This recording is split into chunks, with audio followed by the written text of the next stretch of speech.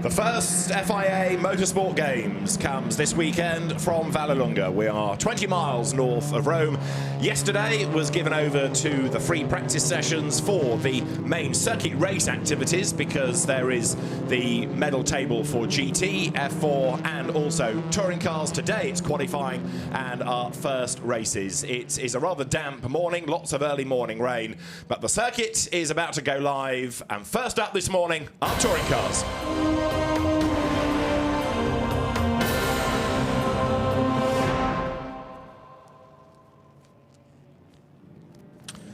The flags of the nations wave, and although we've got some star drivers representing their countries, this is largely all about the nations involved. And Belgium in strife right from the get-go. Good morning, it's David Addison and John Watson trackside. It's Gilles Magnus off the road, Watty, already being caught out by the weather. No surprise. I have to say it wasn't like this in 1971 when I was here the last time, but the race surface is very slippery indeed. Temperatures are low, it's a combination of wet track, a lot of heavy rain overnight, and wet weather tires that have yet to get up to an operating temperature. This is the middle part of the circuit, almost you might describe as the stadium part of this Vallelunga, 4 kilometers, 2.5 miles around. This corner in particular, always turn 12. For some reason, the trickiest corner for me on the racetrack. And in these conditions, it's wet, damp, wet, damp. Everybody just needs to pay attention, calm down. Can't say dear because we don't know who's in the car. Anyway, we're just getting a feel for what track conditions are going to be like over this next 30 minutes. And the first driver that's going to be across the timing line is for Russia, Klim Gavrilov, who is the 19-year-old representing Russia, who last night as a nation did well in the drifting. But Gavrilov is on his toes straight away here. He's got himself clear track space. Now, the way this works in terms of the medals, it differs. Touring cars, GT and F4. You've got 2 races for the touring cars and the single-seaters and 3 for the GT cars. The touring cars have 2 races of different lengths and they score different weighted points across the 2 races. And in terms of qualifying, this Q1 is the race 1 grid. The second session is the second race grid. And for those that are familiar with Vallelunga but wondering where have they gone to, this is in fact the 1 kilometer extension that was introduced in 2004.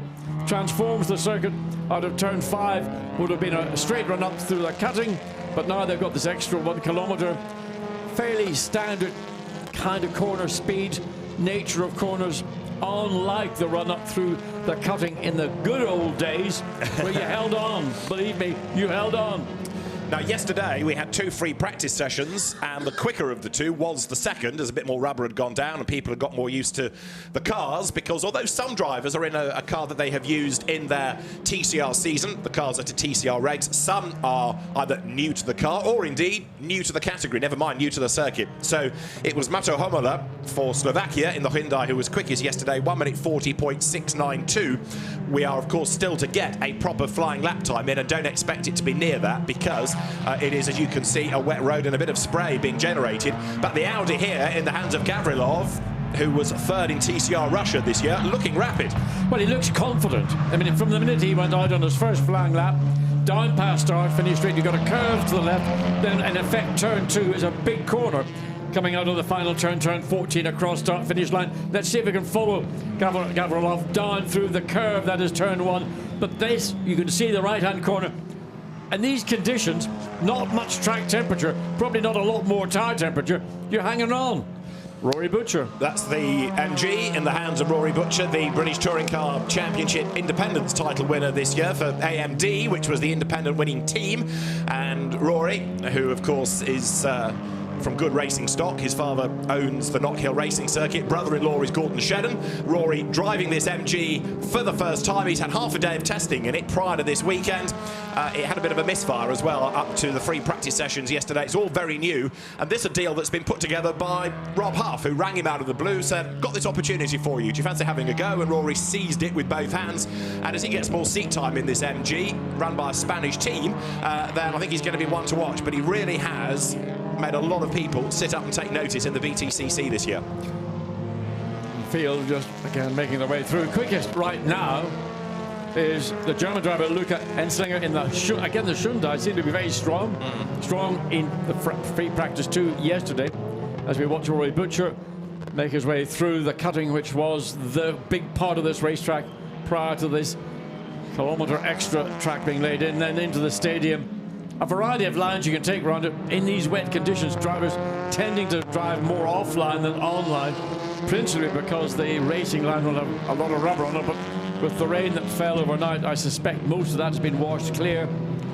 So Rory Butcher comes up into turns 12 to the right, 12 to the left, 13 to the right. And then shortly we'll complete a lap. 156.9 is the quickest lap today. So it's Germany from Russia, from the Netherlands. Tom Coronel is currently third fastest. Now, depending on who you talk to, either he is going to be the man to beat or he's going to have his work cut out over the course of this weekend. But Tom Coronel is third, Rory Butcher was fourth, Mathieu Hommler fifth, Jean-Philippe sixth. Rory Butcher now goes second, 157.644, but he's 7/10 of a second back from Luca Engschler, whose father, of course, Franz Engschler, very, very successful single-seater and then touring car driver. Some people not with the lights on are being warned about it, and there is Tom Coronel, who's found himself a little bit of traffic, and he's currently third fastest there. Yeah, I mean, I think most people would have come here and looked down the entry list and said, well, who would you say is going to be the car, the driver package to more or less dominate? And I think the consensus was that Tom Coronel has got to be on your list, if not the favourite. But he even pointed out to us earlier yesterday that Jean-Philippe, Luca Engschler, Mathieu Hommler and K2 Jim in the Honda Civic for Hong Kong, those are the four others that he thought would be his principal challengers. Well, right now he's on the tail of Hommler, looking to get through the traffic. There's Rory Butcher heading towards us. Jean-Philippe for France goes through. Gilles Magnus, we saw off the road at the start of the session. He's just got himself up to fifth fastest. The former RACB prize winner. He had a season of TCR Benelux this year as that Academy prize.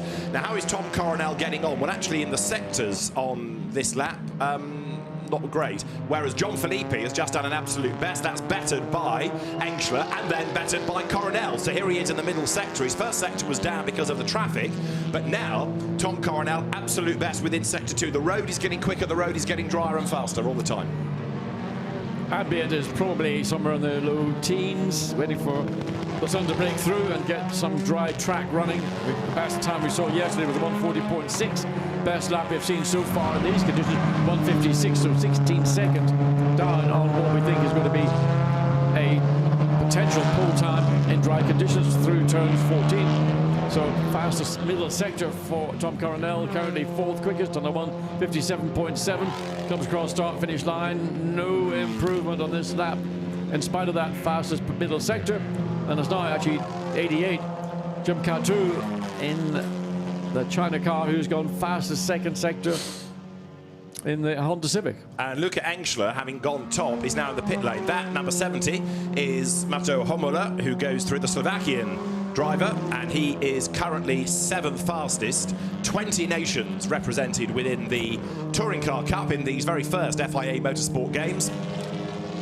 Many nationalities represented in one or two disciplines. It's interesting to see there's a real spread, some doing, for example, the karting and the drifting, and others doing the rather more mainstream circuit race activity. But Slovakia is a nation that is busy, and right now the man that's done the absolute best within the middle sector is Jim K2, so he's getting on with the job. It is at the moment Germany from Russia from GB, Holland 4th, 5th France 6th, is Hong Kong. And what about Hommler here? Slowest currently, incidentally, is Lithuania. Julius Adamovicius in his Volkswagen Golf is the slowest. The Hyundai then of the Slovakian team through. Jessica Bachmann for Sweden goes out of shot there for Latvia. 25 is Valtteri Svidris, who was entered in a Golf, but you'll see has switched to an Audi. And there is Hommler still pressing on, but he has dropped now down to 8th. Jim K2 is the one that's pushed him down the order.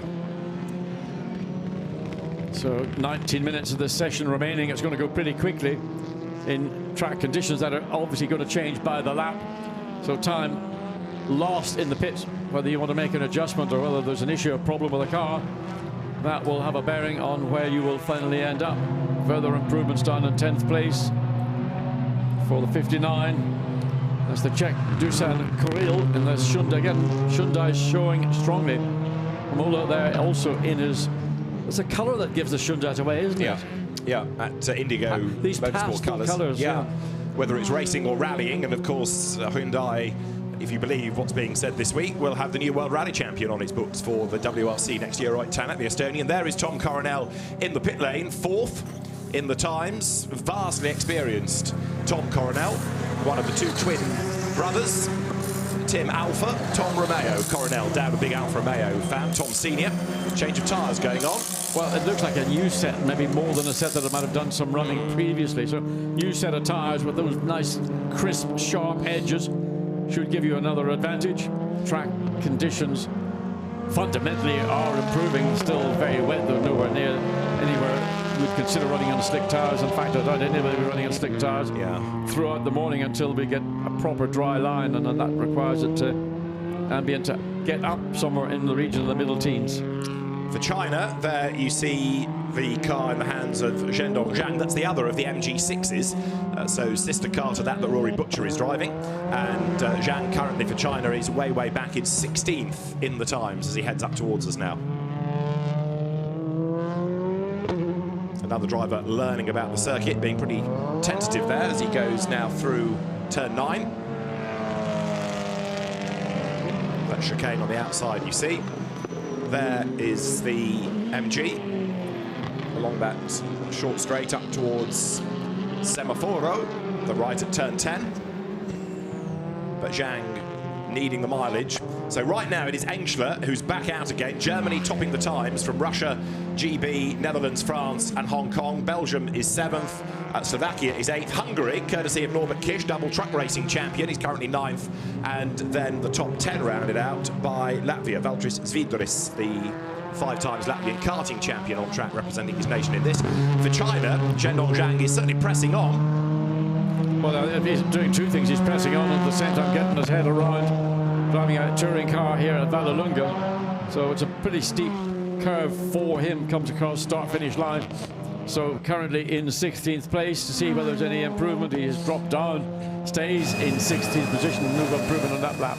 There's the American entry, that is Mason Filippi, regular in the TC America Championship this last season. It's a new car to him in this Hyundai. That's Jim Carto in the pit lane, ready to go back out again. But Mason Filippi, 3rd in the American Championship. Jim Carto, there he is, ready to go for Hong Kong. And he's done a pretty decent job so far, 6th fastest. Yeah, just recorded that time prior to coming into the pit. So sitting there, he is actually 1.5 seconds down on the fastest lap, still hanging with the number 8 Enslinger. So from Germany. But, I mean, it's all relative. Half or 16 minutes remaining before the checkered flag will come out to end this qualifying session. Italy on track, you're seeing there on home soil is Enrico Bettora, who's been a regular saloon car racer for many seasons. 4th in TCR Italy this year, so another experienced peddler. And where is Italy to be found? 14th is the answer, as you see on the graphic on the far left. Powering his way up now towards turn 9, which is Trincia. Finding the drier parts of the road as best he can. One nation which is currently Latvia, being warned that you need your lights on, so there's a mechanical warning flag if you don't have your lights on, and that is Zviedris being warned about that at the moment.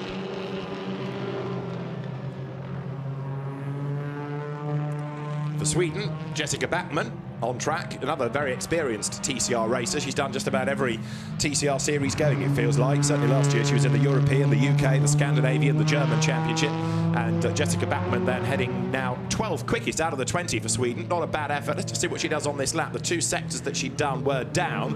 And so Sweden stays 12th, but Jessica Backman stays on track, heading now down towards turn 2, the Curva Grande. Yeah, big old curve, and in these conditions it is a tricky, but everybody seems to have been getting through it without any trouble. It has been, you know, many years ago, seen of innumerable accidents, people getting it wrong, but so far everybody's been pretty well behaved in difficult conditions, particularly early start here, 8:30 in the morning at Vallelunga. Norbert Kish with the Alfa Romeo Giulietta.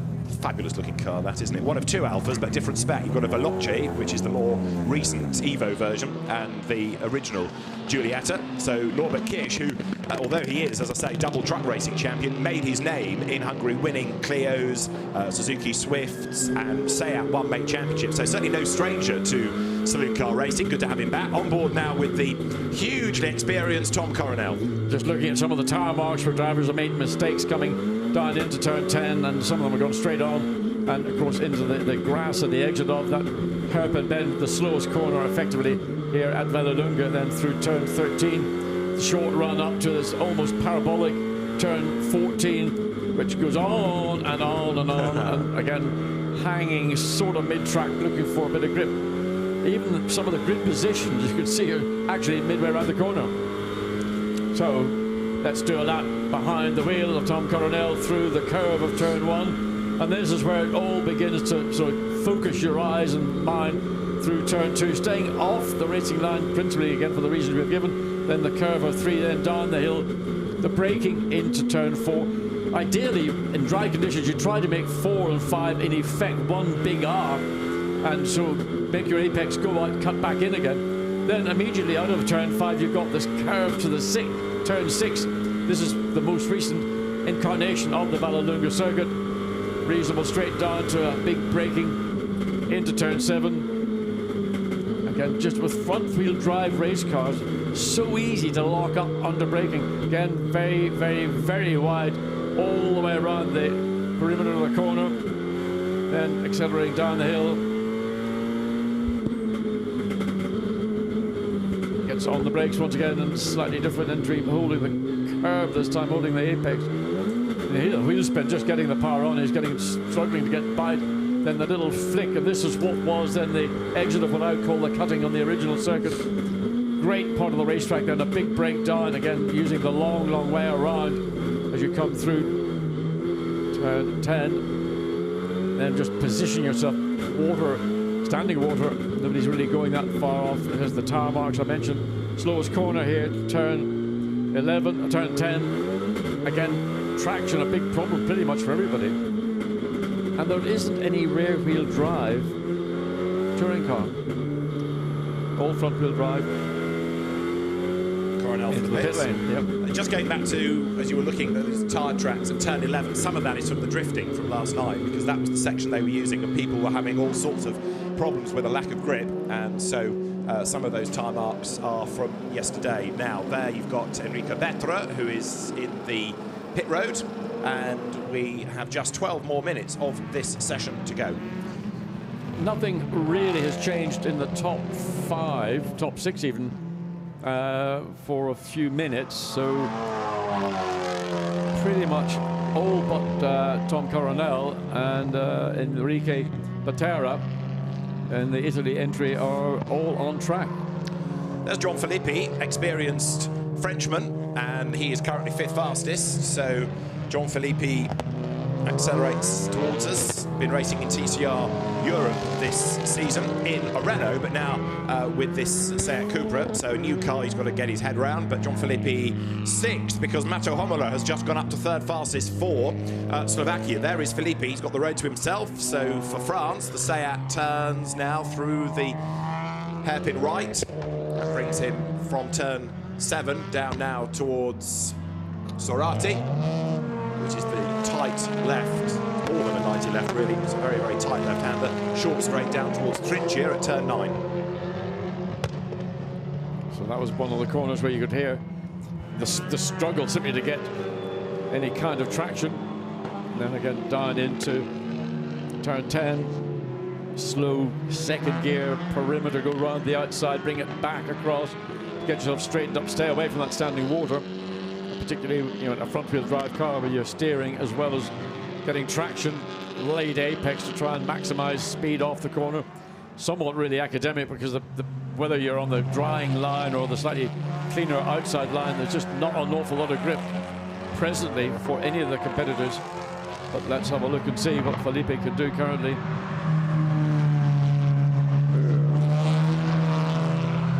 In 6th place. The sectors aren't great, aren't they? They are down on what he was doing earlier. Some people are improving, so it is possible. We're into the final third of Q1 as John Filippi breaks the beam, stays 6th fastest. So it's Germany, Russia, Slovakia, UK, Netherlands, France as your top 6. Engler, Gavrilov, Homola, Butcher, Coronel, Filippi.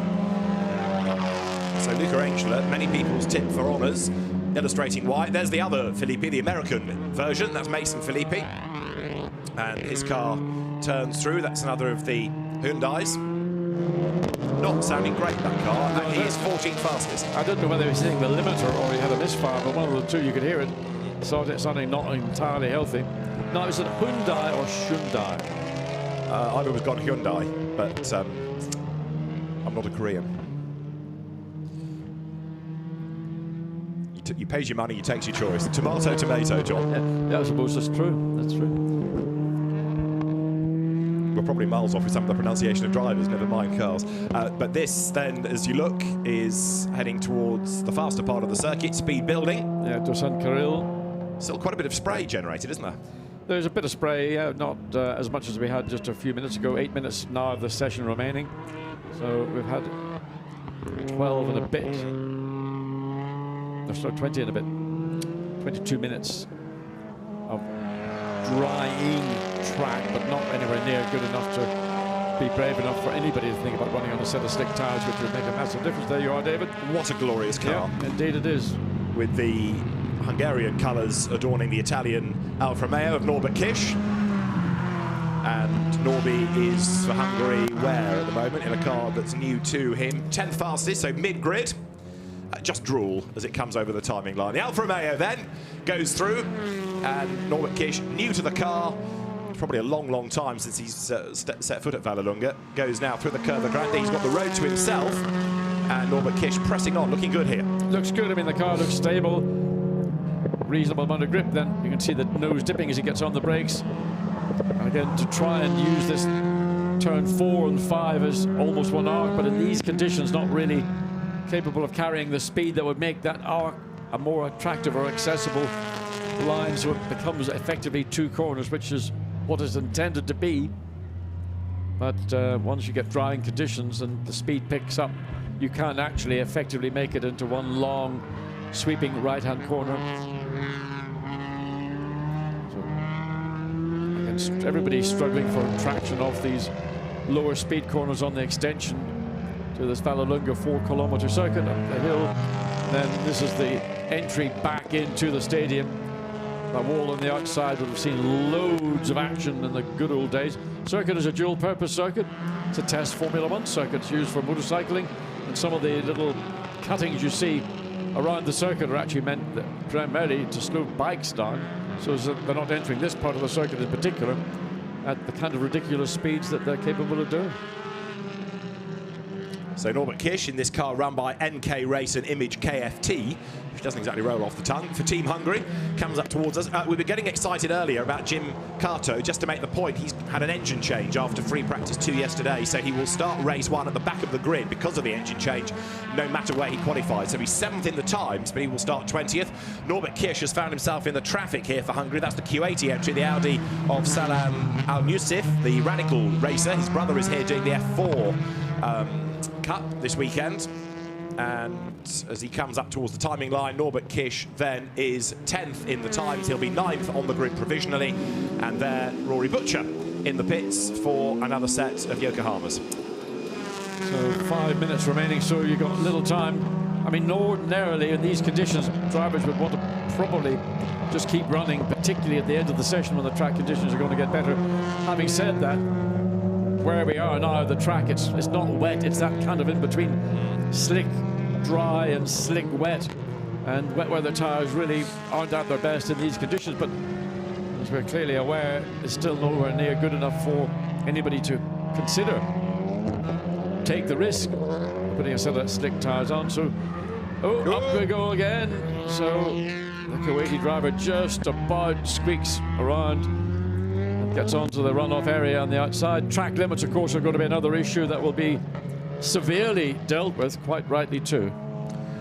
So for Q8, Salam Al-Nusif is the slowest thus far. The best time that we've had in the session is a 1:56. Yesterday we had 1:40, so that gives you an idea of how wet it is today and how treacherous it is as Klim Gavrilov for Russia gets ready to go back out again. He is 0.231 of a second shy of Enschler for pole position. The top 7 in the times all within a second of each other. And what's interesting is Enschler's time was set on his second lap, and nobody has bettered it in conditions that are worse than we have right now, which is, to me, a slightly indicative view of what this transition from the wet to semi-wet to dry means. So you go out, you've got a set of tyres that have got loads of grip, and you can do a time, and that time has fundamentally stood since this session more or less got underway some 26 and a bit minutes ago. Now there's variety. That's the Peugeot 308 TCR of Gonzalo de Andres for Spain.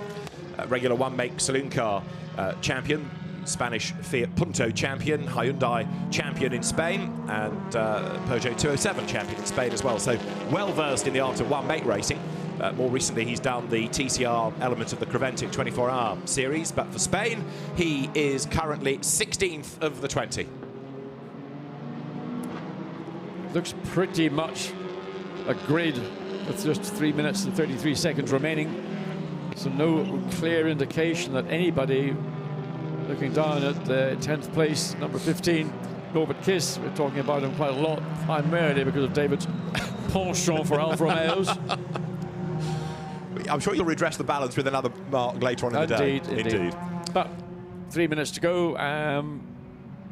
Well, 59 has made an improvement, so that's up to 9th place. So Dusan Karil has found a little bit of time, got himself within the top 10 on the 5th row of the grid provisionally. So here is Spain up towards the timing line, and that lap for De Andres, not an improvement. 16th. It's interesting, isn't it, that despite the fact that the road should be drying, improvements haven't exactly come thick and fast. The times haven't tumbled. No, they haven't, and my view of it is track conditions. Wet weather tyres like wet weather to really come alive. And what we've got now is this in between what I call wet track, dry track. You can see coming down into turn 4, you'd almost think, well, it's not dry. I mean, that's that horrible bit where there's enough moisture there to make it impossible to run in slicks. But the wet weather tyre isn't designed to run in these kind of conditions. But you haven't got an intermediate. I wonder why, because it's a cost factor. We want to keep costs, control costs. You got wet, you got dry, you got to get on with it.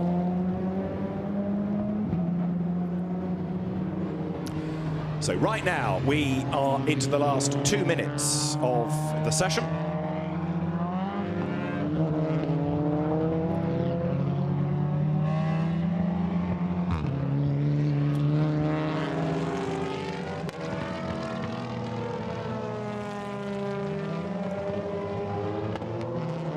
Up the hill, coming back into the original circuit. There's the second of the Alphas, under braking, looking a little bit unstable. So Tom Coronel, still a lot of spray in that part of the racetrack. You can see coming off the back of Tom Coronel's car as he comes up the hill. So 33, the Honda Civic of the Dutchman. So look at Enschler, set for pole position. The 2 races, incidentally, just to fast forward, race 1 is 25 minutes plus a lap. Race 2 is 30 minutes plus a lap. If you win race 1, you get 25 points. It's 30 points for race 2.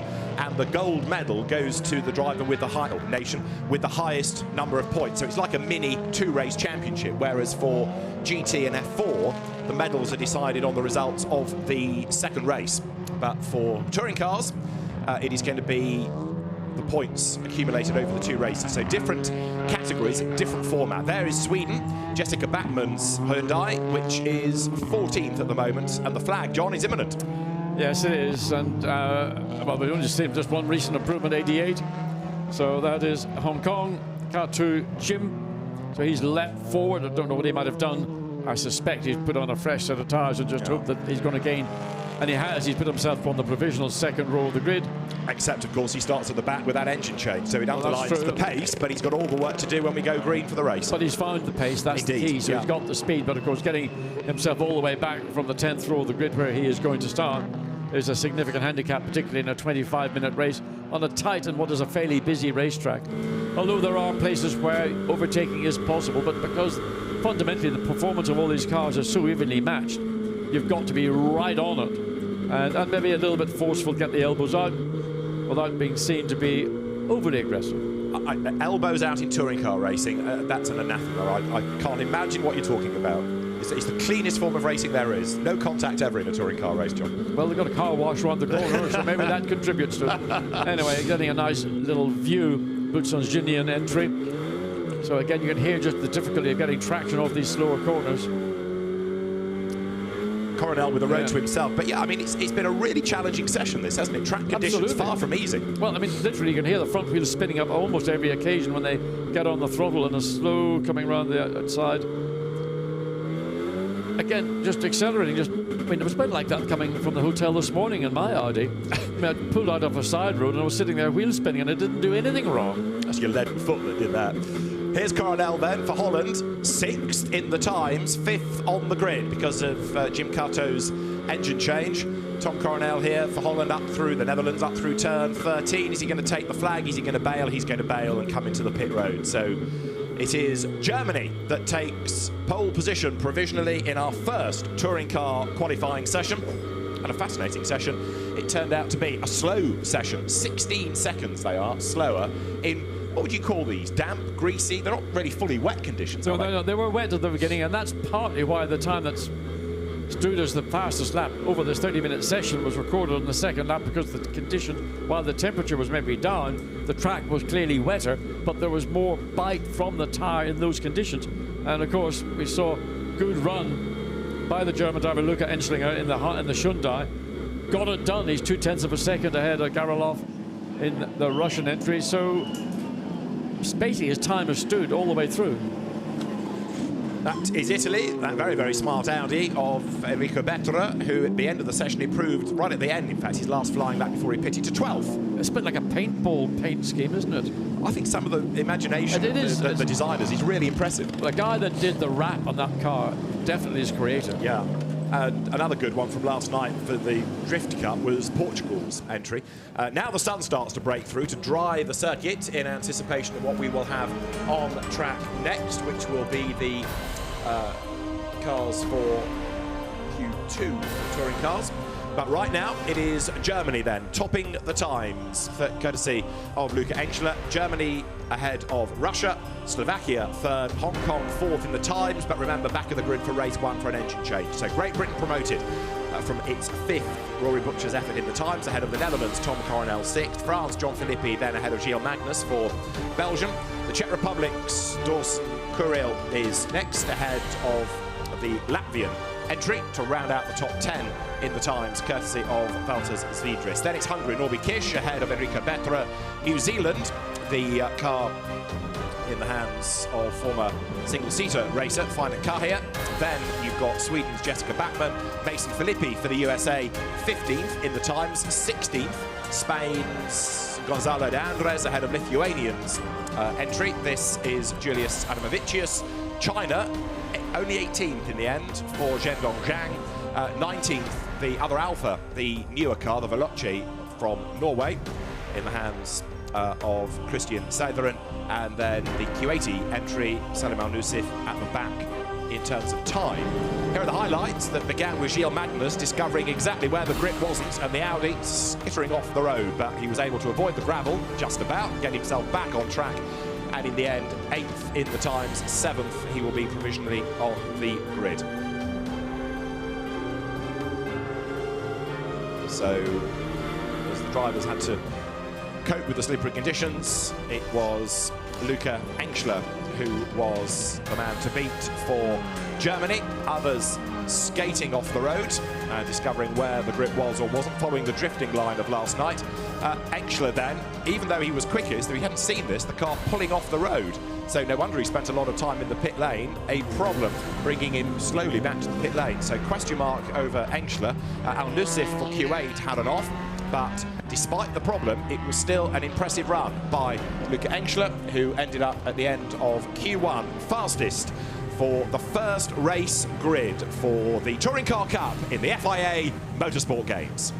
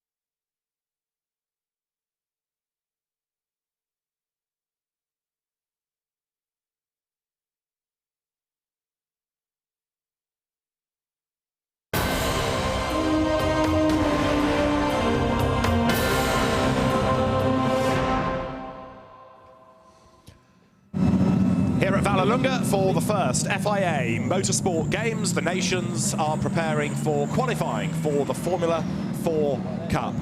Many of them are new, never mind to the circuit, but to car racing, and to everybody, this is a brand new car that effectively ran for the first time in free practice yesterday. They have all been put together by KCMG, the KC Motorsport Group, the owner of which, Paul Ip, represents Hong Kong in the GT Cup this weekend. The cars are powered by 1400cc turbocharged Abarth engines. They have a hybrid system. They have the Halo. They are a cut above many F4 cars. They're a bit like almost a regional Formula 3 car in some respect, but it's been a mighty effort to get a grid of these cars ready, with 20 nations represented in the F4 Cup. Now, David Addison and John Watson trackside. The road itself damp but drying. The sun is doing its best, Watty, to break through as these teenage tearaways take to the track.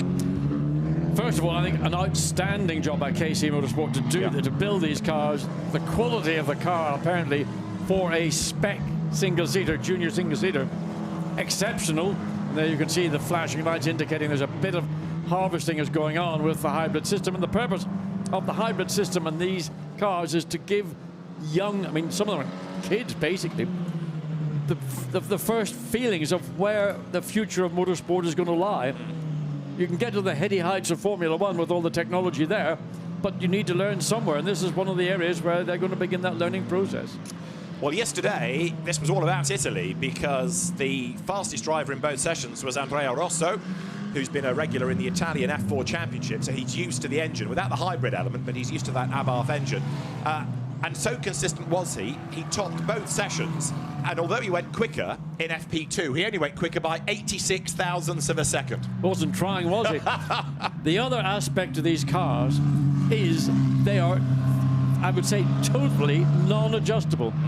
The car is given to each of the competitors, and that's it. There's nothing you can do. Aerodynamics are fixed. Basically, everything on the car is fixed. It's up to you and your team to get your head around it, get out there and get the job done. Now, some kids come out of karting and they're used to a racing car turning on its nose. Some that are maybe 15 or 16, much older and more mature, like a car that's maybe steering or driving from the rear wheel. It doesn't matter. This is the car. Get on and use it.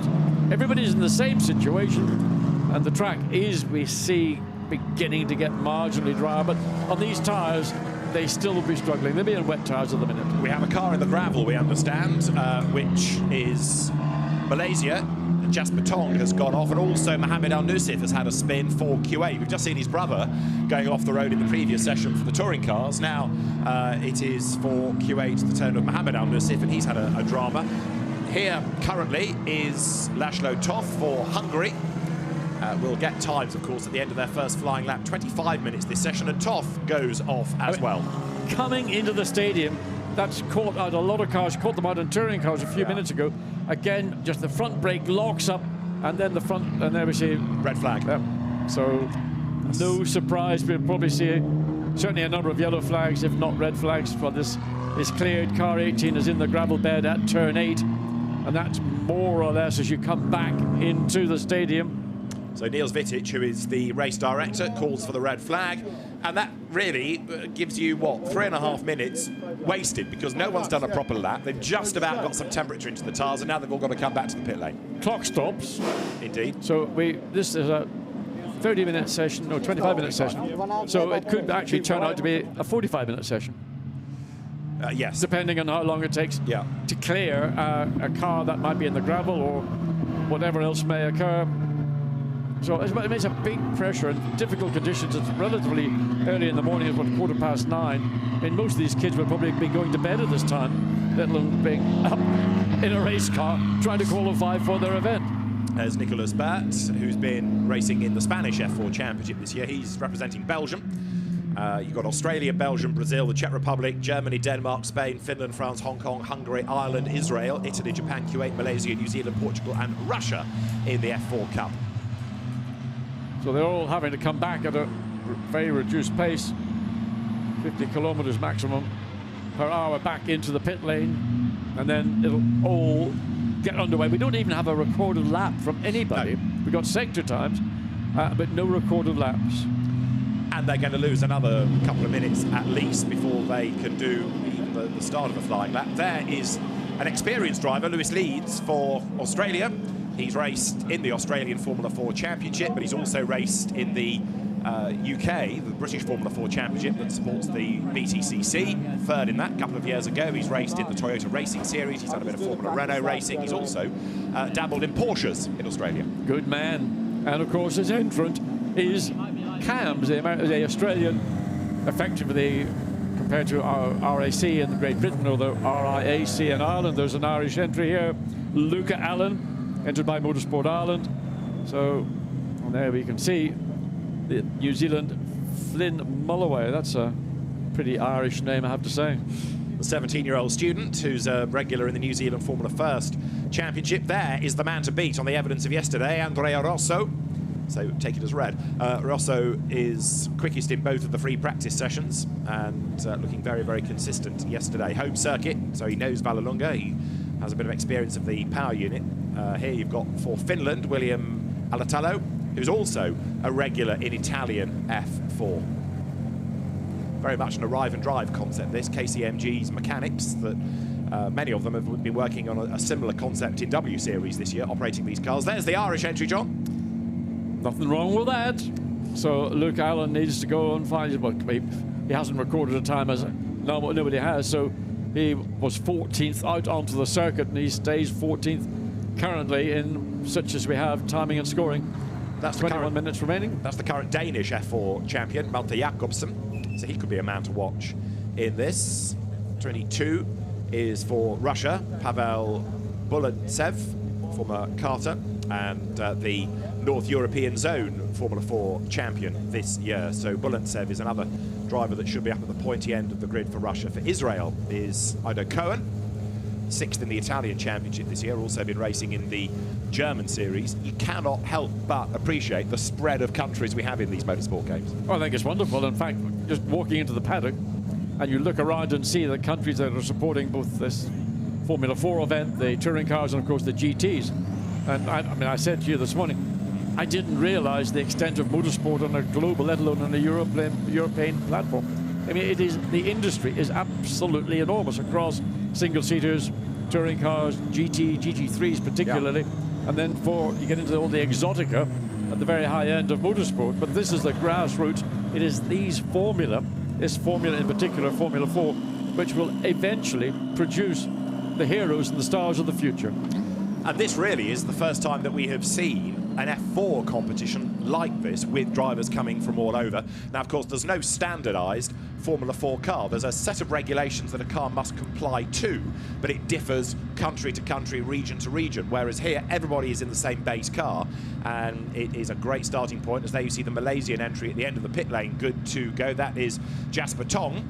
His brother Sean Tong, you'll be familiar with from GT racing and sports car racing, but Jasper Tong, who's been studying in the UK, looks like he's got a problem and he's stuck at pit out there, so it's not a happy start to the day for Malaysia. The pit lane light is green. The pit exit is open. The FIA officials there trying to encourage activity ahead. I'm not sure there's maybe some confusion at the end of the pit lane. It is a green track. Yeah. So Malaysia was sitting there waiting, and I don't know whether they were uncertain as to whether the signal at the end of the pit lane was green, or maybe there was no signal. They couldn't see where the light was to indicate get out on the track. But there we see green flashing lights looking back towards the pit lane exit down through turn 2 into turn 3. Track conditions still tricky, little bits of river and rivulets around the racetrack. Down the bottom end, probably at its best. This hybrid system, the driver doesn't actually control. There's no push to pass, for example. It's a little bit like a kick down on an automatic gearbox. It will kick in at low revs as you're coming out of a slow corner. So it does the work for you almost automatically. It's not at the driver's behest. So the system is there, but it's great that the hybrid technology is incorporated. As you look here at the Spanish entry, this is the 20-year-old Belen Garcia, who has been front runner this year in Spanish F4, and we'll see what she can do over the course of this qualifying session. Belen Garcia heading towards us. Look at the spray still being generated. Yes, this is again the uphill run into turn. Well, this is where in fact the red flag incident occurred. And there's, of course, problems under braking, turning in, and then on the exit, of course, getting grip off. So there you see the exit and the run down into turn 10. So that's the 7, 8, 9 little sequence. Locking up again, just getting overrun. And here in replay for Q8, having another moment. Mohamed Al-Nusif, big lose, and around it goes. Skates back onto the circuit, but trying very hard, but a bit too hard. Yes, I mean, the difference between grip and out of control is probably such a fine line. Yeah. And if you just try to push maybe that little bit harder than on your previous lap, that is the outcome you're going to have to deal with. So Belen Garcia, as she comes up, but she's going to concede the position. No, she stays where she wants to be into turn 14. Keeping Nicholas Burt for Belgium behind. Next time around, we'll get proper lap times up. Interesting to see if the Belgian entry can find a way around.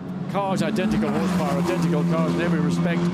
So if you're not quicker off the final turn, you're not going to get past all the way down pit straight through turns 2 and 3 in particular. We'll have a look down going into turn 4. Goes the long way around, but is that little bit quicker, gets track position, but still really not able to get the job done. Cautious under braking, probably rightly so. If he had made an error, he would have been Robert going straight down and off the track rather than getting him around turn 4 and 5. There is the Australian car. Lewis leads at the helm of it.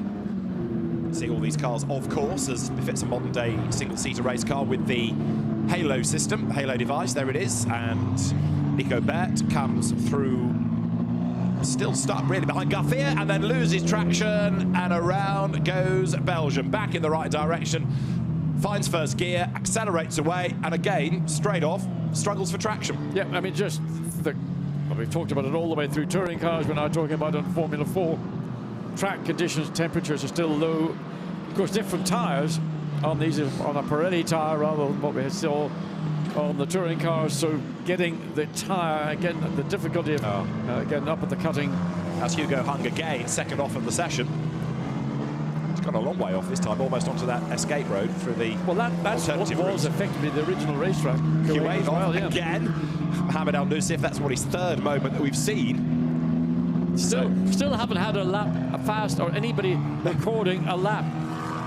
17 minutes to go. We'll get one in eventually, but well, this is the car number 3. We think might well be Australia setting a time. Finally, a driver will have completed a lap and will give us the fastest lap to date. A benchmark time offered up then by Australia. Lewis leads up towards the timing line, and we've got another red flag. Our second stoppage of the session, and that I can only assume again is for Hugo Hung off the road, and he's not restarting, so he can't get the car fired up. This is becoming a lottery now because nobody is getting a lap in, and we are down to 17 minutes. The clock stops again. The best lap is actually by the Spanish lady who has done a 2:00.079. There's the cause of the second stoppage. I think the race director might be having a word with Hugo Hung because that's the second time he's effectively caused a red flag. And that time is 24 seconds off what was done in dry conditions yesterday. 24 seconds.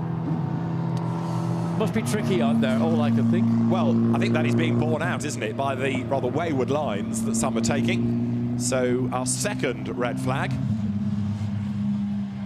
Timetable starts to crumble around the ears of the race officials. Even early in the day, we are not even at 9:25 local time yet. There for Japan is Kazuto Kotaka, third in Japanese Formula 4 a couple of years ago, fifth in Japanese Formula 3 this season. Pretty good. Yeah. Very competitive championship in Japan. There for the Czech Republic is Václav Safar, who's been racing in Italian and German F4 this season. Pirelli wet, of course, being used in this session currently. And we're also being told that we have got the Hungarian car off the road as well. Laszlo Toth has stopped, and that's now corrected to car 12 being the one that's caused the red flag. So the race director changing his mind as to the reason for the stoppage. The message line just changing as we speak. You'd like to be a fly in the cockpit and learn the comments that the driver, I suspect it all focuses on. It is absolutely, no, we don't know what to think. There is a lack of grip between the car and the racetrack, and this is why we're seeing all these incidents now. Second red flag stopping the session, clock still stopped. But I did sort of cynically suggest this session could last 45 minutes. It's meant to be 25 minutes. I mean, yesterday they had red flags in free practice, partly because of the weather, and they just weren't getting any running in, so the session generously was extended yesterday, and then the heavens opened, and people just bailed because they couldn't stay out, so the time extension was all rather academic. There for France is Rachad Desjarus, who was the runner-up in the French F4 Championship this year. Rachad Desjarus down the pit road. Also the F4 rookie winner in France in 2018, so somebody with a decent pedigree. I bet you they're all saying to them, oh, undo the rear roll bar, give me some traction. Can't do it, I'm afraid. Not allowed to make these alterations. There's Laszlo Toth for Hungary. There's no point telling you where he is in the times because nobody's done a time. Those times that we had offered up that John mentioned were actually done just as they come over the line after the red flag, so they didn't count. So right now we've had almost 10 minutes and not a lap time. It isn't going to get a lot better. I don't want to be negative, but track conditions, the pressure is building on all these 22 competitors to try and get in a lap, a single flying lap that they can say, well, I've got a benchmark, I can work from that. There is Belen Garcia, part of the female contingent racing here this weekend. Of course, the FIA promoting the Girls on Track message. So we've got a lot of female representation along through karting, the Digital Cup as well. What about boys on track? Anybody thought about that ever? You should start a campaign. I think it would be a very worthy one. There is Belen Garcia, who was looking pretty decent up until that red flag. Right, we've got green. So the session is back live. Quick, says Niels Vitic, the race director, trying to crack on with this and get everybody out onto the circuit once again. You have to feel for the drivers, don't you, in all of this, because they're just not getting the time in there. Crouched down, former British Formula 3 champion Kelvin Burt, who's part of the KCMG engineering and driver coaching squad this weekend. Wow, hasn't he landed on his feet? They had a great racing career in the UK, particularly in British touring cars, and a nice operation to be a part of. So, again, it is a single-make car. It is a fixed and literally rigidly fixed specification. So no alterations. What is available is so minute, it's not going to make any significant difference in these difficult conditions. So out we go again. They'll get an out lap, then they'll try and do a time lap, and hopefully the message is getting through from the engineers. Just drive within your limits, try to get a time. Brazil on the money straight away there. You saw João Rosate getting himself through the traffic. He's this year's champion in the Brazilian Sprint Race Series, which is a kind of silhouette touring car series, so very different from a single-seater that he's now been dropped in on a brand new circuit, in a brand new car, in the greasy conditions today. Surprising when young Brazilians come over to Europe, regardless of conditions, they always come to the top. So very quickly, wanting to get clear air, which he's now achieved. He's the first car effectively on the circuit in green flag conditions. So this is his out lap, slowly and cautiously through that sequence of corners at turn 8, turn 9. Seen a lot of the issues of where red flags have been. So down into turn 10. He looks like he knows what he's doing. Yes, this is impressive. It doesn't take an awful lot to see. There are some drivers who understand better than others, and some will get there more slowly than others. But I must say, Rosate looks as if he has got an idea of what he's up to.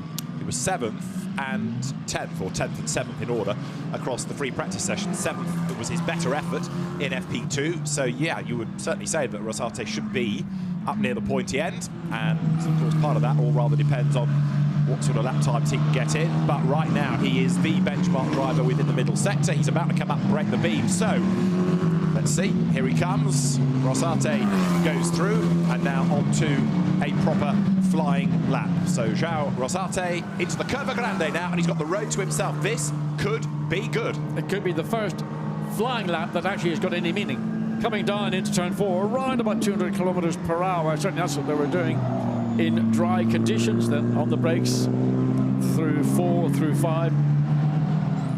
Looks, again, I'll repeat what I said a lap earlier, looks as if he understands what he's got to do in the cockpit.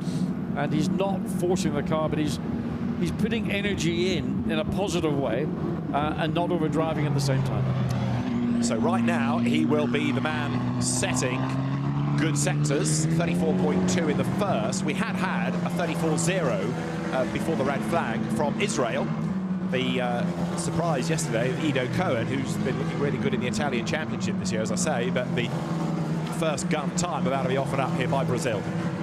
So yesterday, a 1:36 was the best. They're not going to get anywhere near that in these damp conditions, but let's see, here is the absolute best thus far in the middle sector, as through the looping right of turn 10 of Semaforo goes Rosate, and now into this real paperclip switchback around the back of the paddock. Yeah, so far on his out lap, on his first flying lap, he has not put a wheel wrong. I know coming through turns 12 and 13, you could get caught out.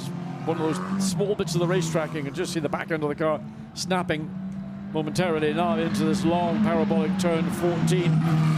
So he's completed a trouble-free, in effect, first flying lap. Wait to see what that time is against. A 1:36 was the dry time. That's a 53.4, so some way of drifting that. Well, 17 seconds down. Yeah. Well, there's your target. At least we've got a lap time in, eh? We've got 2 lap times in now. Because Israel even faster. Ido Cohen, 1:52.163.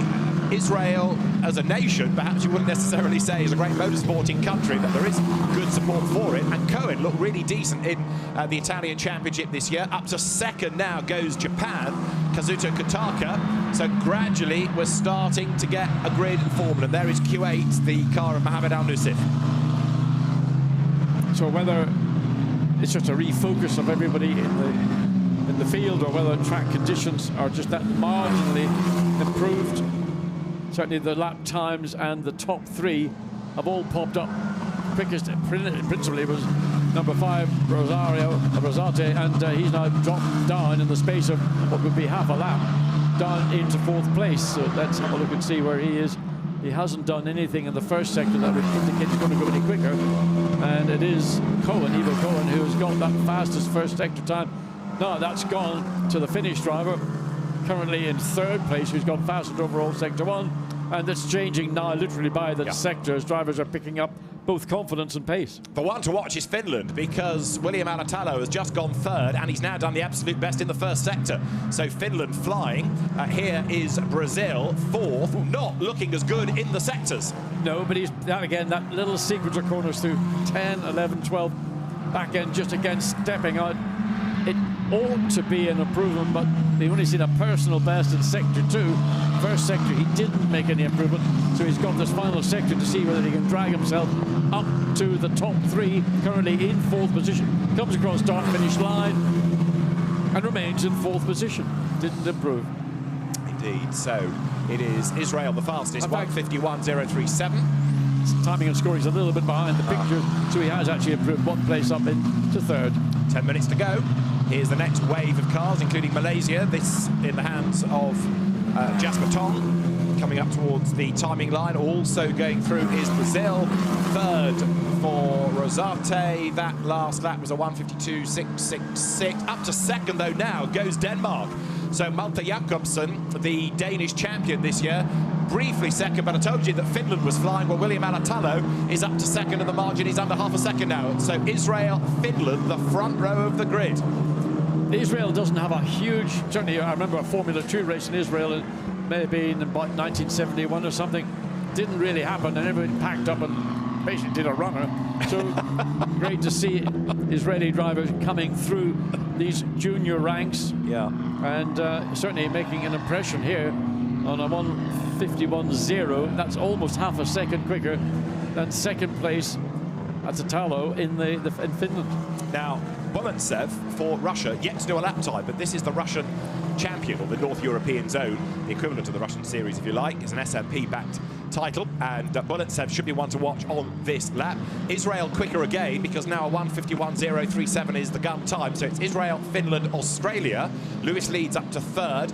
4th Denmark, 5th Japan, 6th Brazil, 7th Italy. Now that's interesting. Italy, quickest FP1, quickest FP2, but not being able to get his hat on with qualifying here, Andrea Rosso.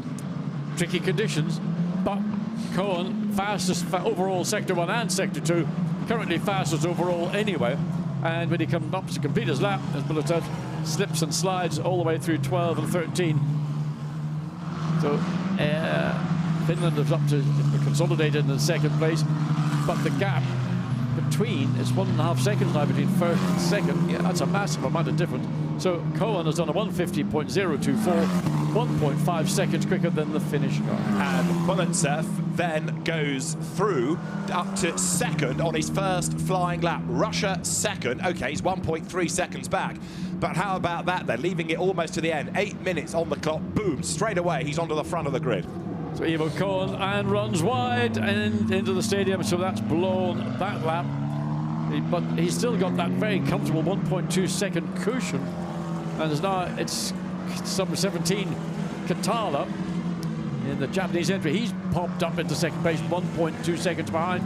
The gap between second and third is 39 hundredths of a second, so they're virtually tied in terms of lap time. Whoa! Not where you want to do that, Mr. Cohen.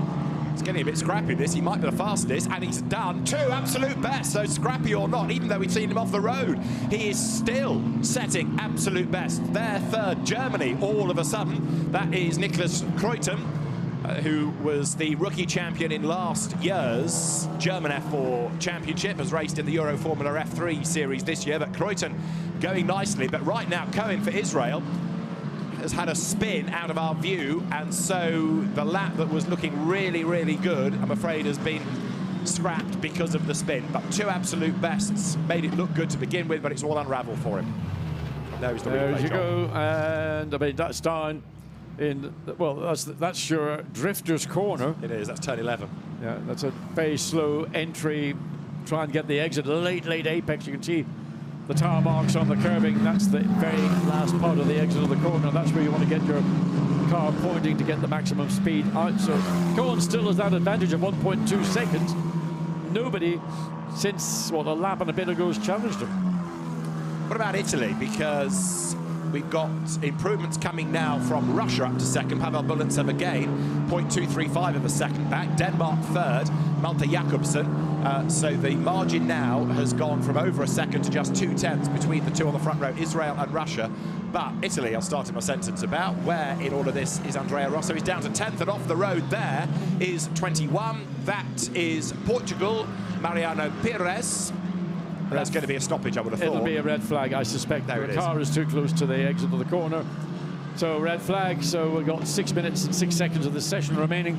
And all of a sudden, we've got a real challenge going on for the top 3 positions, covered by 3/4 of a second, but the gap between second and third is pretty small.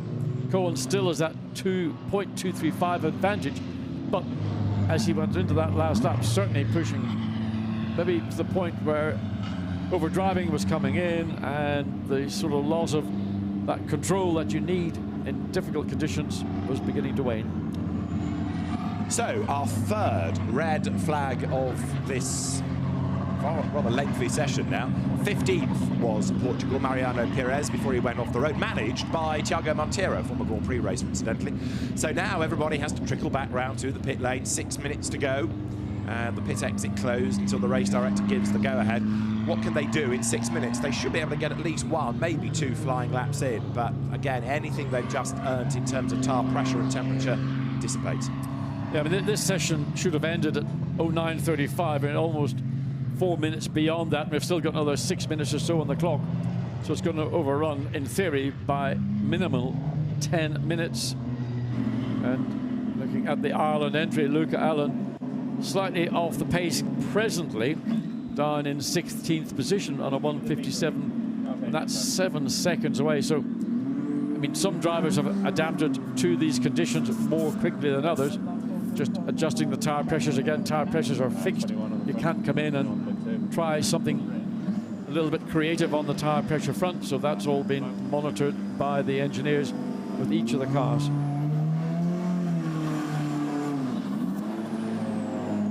So right now, Israel, Russia, Japan, Australia, Denmark, Germany, Finland, Brazil, France, Italy is the order. Italy being the surprise for the wrong reasons, having really dominated the 2 free practice periods yesterday, struggling. Now the pressure is on in qualifying.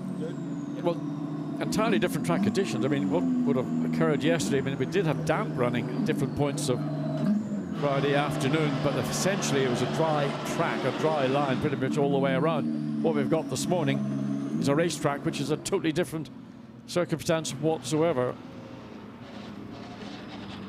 So,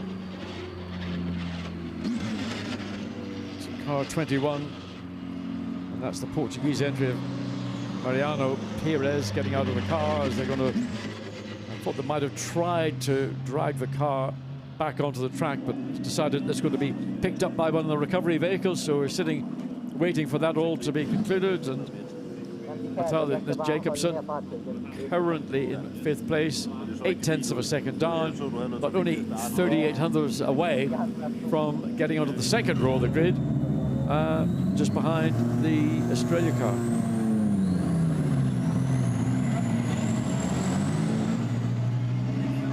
Yeah, thumbs up, everything looking good. That's Leinders there, who is the team manager, effectively, of the Belgian squad for the entirety of these FIA Motorsport games. The first time we've had the brand new competition. It's grown out of the FIA GT Nations Cup that we had in Bahrain last year. And here, just outside Rome, this circuit that opened in 1951, it was initially a horse racing oval that was converted into a car racing circuit. Vallelonga has been a really good venue for it, and a very, very spectacular opening ceremony on Thursday evening in Rome itself. So Portugal's entry is hoiked out of harm's way, and as soon as possible, we'll get the session back underway. Everybody on their toes, good to go. Hong Kong, Hugo Hung, no time recorded because he went off earlier and caused one of our 3 Drapeau Rouge. So, 2nd place, number 22, Russia. Pretty happy, Pavel Bulantsov. Get my tongue around all these new names. So, it's 2nd place, 2/10 off Ivo Cohen in the Israel entry. A little bit of a pep talk. So you just go when you're ready. So just go when you're ready. When the track is green, it's green now. Just under 6 minutes of the session remaining. There's the Japanese entry. So Japan in 3rd place. Right, we're good to go again. Everybody heading out on track. Pit exit is open there for Japan. That is the car of Kotaka, who has put himself, what, 3rd at the moment. Good effort. 5.5 minutes. I mean, you lose, given the conditions anyway, a lot of time with an out lap. Then you've got to do a flying lap. So an out lap's going to probably be, what, the thin end of 2 minutes by the time you accelerate out of the pit lane, assuming that you push at the pace you would have been doing when you were doing a flying lap. So the clock's going to drop away pretty quickly. So by the time they come up to complete this out lap, there's going to be about 4 minutes or so, and that's going to be just about 2 laps, depending where you are. And when you went out back onto the track, those that are at the tail end of the field, they'll probably struggle to get 2 laps in the time remaining. So Australia comes through the cutting up through turns 9. Again, this has been one of the areas which has caught drivers out. The braking primarily, but just running slightly wide, catching the curb. So down into turn 10. Whoa. Another slide. That's Lewis Leeds pressing on, but of course tire temperature has gone, hasn't it, now, yes, while he's been sat in the pit lane? Such as it might have been. I mean, well, it probably indeed, wouldn't have been a huge amount of tire temperature, but whatever you had would have dissipated sitting in the pits. No tire covers are there. No. It's as motor racing should be. It does put the pressure on the drivers. Yes, we're seeing lots of mistakes, but we're also, the flip side of that coin is we're seeing the stars who are being able, like Ido Cohen for Israel, to nail this straight away. So let's see what Lewis Leeds in the Australia entry will do. Currently 4th quickest on a 150.839, so goes on to a flying lap. Just under 4 minutes of the session remaining. Through turns into 3. I love this turn 3. It was always a challenge, but always a very satisfying corner. Then down the hill, this is the lowest part of the Vallelunga 4-kilometer circuit into turn 4. Just watching, trying to see the hand movement, how much correction was being required, but makes a clean exit out of 5, then the climb up the hill and through the curve that is 6. I mean, it's turn 6 really is not really a corner, it's just a curve. Then up into the braking at 7. He's done the absolute best in the first sector, so Lewis Leeds here might be, for Australia, good for provisional pole position. Remember, this qualifying session sorts out the race 1 grid. It's the result of race 1 for race 2, and the medals come from race 2, and Leeds is about to undo all the good work. And again, that's that sequence of corners up into the cutting that's catching out so many drivers. So his personal best, his overall, in fact, the quickest overall in sector 1. Good effort indeed, but it's all been and done, as you said, David, just coming into that middle sector, into the stadium, and just pushing fraction. Red flag infringement will be investigated after this session. Doesn't say which car that might have been, just a notification came up. Interesting. So back to Lewis Leeds. So Australia, 7/10 down in the middle. Now, Israel, absolute best in the middle sector. There's going to be one more lap for Australia out of this. A flying lap is, at best, a 2:06. He'll get this lap. He might sneak one more. Yeah, the timing line Very is close. Now. there. Just in front of the yellow deckled building. So, yeah, he's just about going to squeeze 2 in, whereas the others will get 1. Leads Australia second. If he hadn't made that error, he would have gone quickest without hesitation, Yeah. question or doubt. Further down the field, number 7, German entry, Nicholas Krutenen. He's got a personal best in sector 2. So Israel into the 49s. Edo Cohen for Israel, 1:49.752. This is Nicholas Krutenen down in 1, absolute best in 2. We've got Lewis Leeds, as I say, now third, because Italy, second. Andrea Rosso, second by 0.164 of a second. All of a sudden, this session is coming alive, isn't it?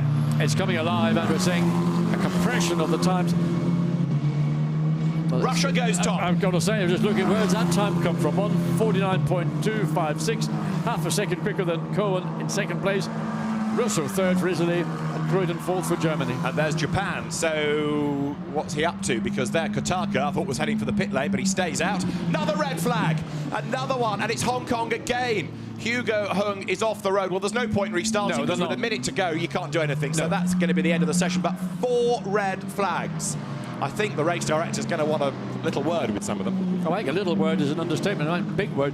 Look, these are youngsters in really difficult track conditions. They're pushing. They're trying to do the best with a fixed spec car, a car that's a total strange vehicle to them. You've got to give them a certain amount of slack. Unfortunately, we've got a program, so this is knocking the program back a little bit.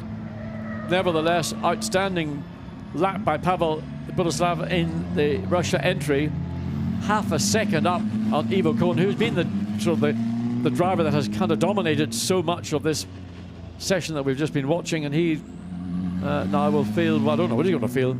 And then the Italian entry, number 16, and Andrea Rosso might feel that he's sort of upholding the honors of his nation. Here, racetrack, a lovely racetrack, outside the the craziness of driving in Rome. It's the tranquility almost of driving at Vallelunga. So Russia tops the times at the very end of a very odd session. 1:49.256, the time done by Pavel Buletsev from Israel, Italy, Germany, Australia, and then Brazil to round out the top 6. Japan 7th, ahead of Denmark, France, and Finland. Coming home 10th, ahead of Belgium, Spain, Hungary, the Czech Republic, and 15th, Ireland. 16th quickest was Malaysia, ahead of Portugal, one of the nations causing a stoppage. Kuwait 18th, New Zealand 19th, Hong Kong not getting a time in with the drama that befell Hugo Hung, causing 2 of those 3 red flags. Let's have a look at the highlights. There were, of course, some real excellent bits of that, in and amongst lots of people making mistakes, and for much of it, Israel looking as though it had the advantage, but ultimately, of course, it was Russia that left its real attack until the last 8 minutes or so in that much elongated session that was able to go top. Q8 was a nation pushing hard but having a spin. Mohamed Al-Nusif losing it there coming out of turn 7, but was able to get back in the right direction and push on once more. Belgium also, Nico Bert, he was another driver that had had a spin early when he was chasing Belen Garcia. But as the session wore on, it was Hong Kong in strife, causing stoppages. Hugo Hung, engineered by the very experienced Chris Weller, having dramas there. A look at what happened for Q8. Another big slide for Al-Nusif, but he was able to get going again. The red flag, I'm afraid, was the constant of that session. Israel, Edo Cohen looking good, but he made a couple of mistakes, and that compromised him towards the end of the session. And ultimately, that was the one that really was the undoing. He'd done 2 absolute bests on that lap before he slithered off the road. And it was Portugal causing red flag 3. They went back out for one last crack, and that was interrupted again by Hong Kong. So, it is Russia that's topping the F4 Cup qualifying times. More from Vallelunga in a few minutes here. Bye.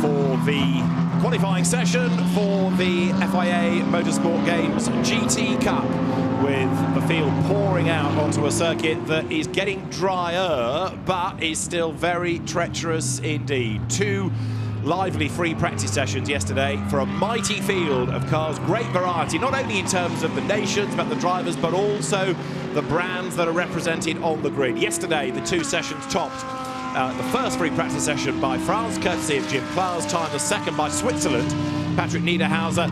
It's a really fascinating entry of drivers and driver combinations as well, and indeed the teams operating the cars, and John, our first spinner in the background. And again, at that particular corner, turns 8 and 9, caught out so many people in the touring car, so many in the Formula 4, catches out on an outlap in the GT3s. And here we have cars we're more familiar with, infinitely adjustable, which is, for a driver in these conditions, something to think about. How can I improve my car? It isn't raining presently, but just to the back of the circuit, it looks pretty dark and dire. So whether the rain will hold off for this 50-minute session or whether it will contribute to the excitement, we don't know. 2 drivers, of course, per car. And it's 1 driver, 1 session, as you are used to in a kind of sprint GT format, even though it's double driver.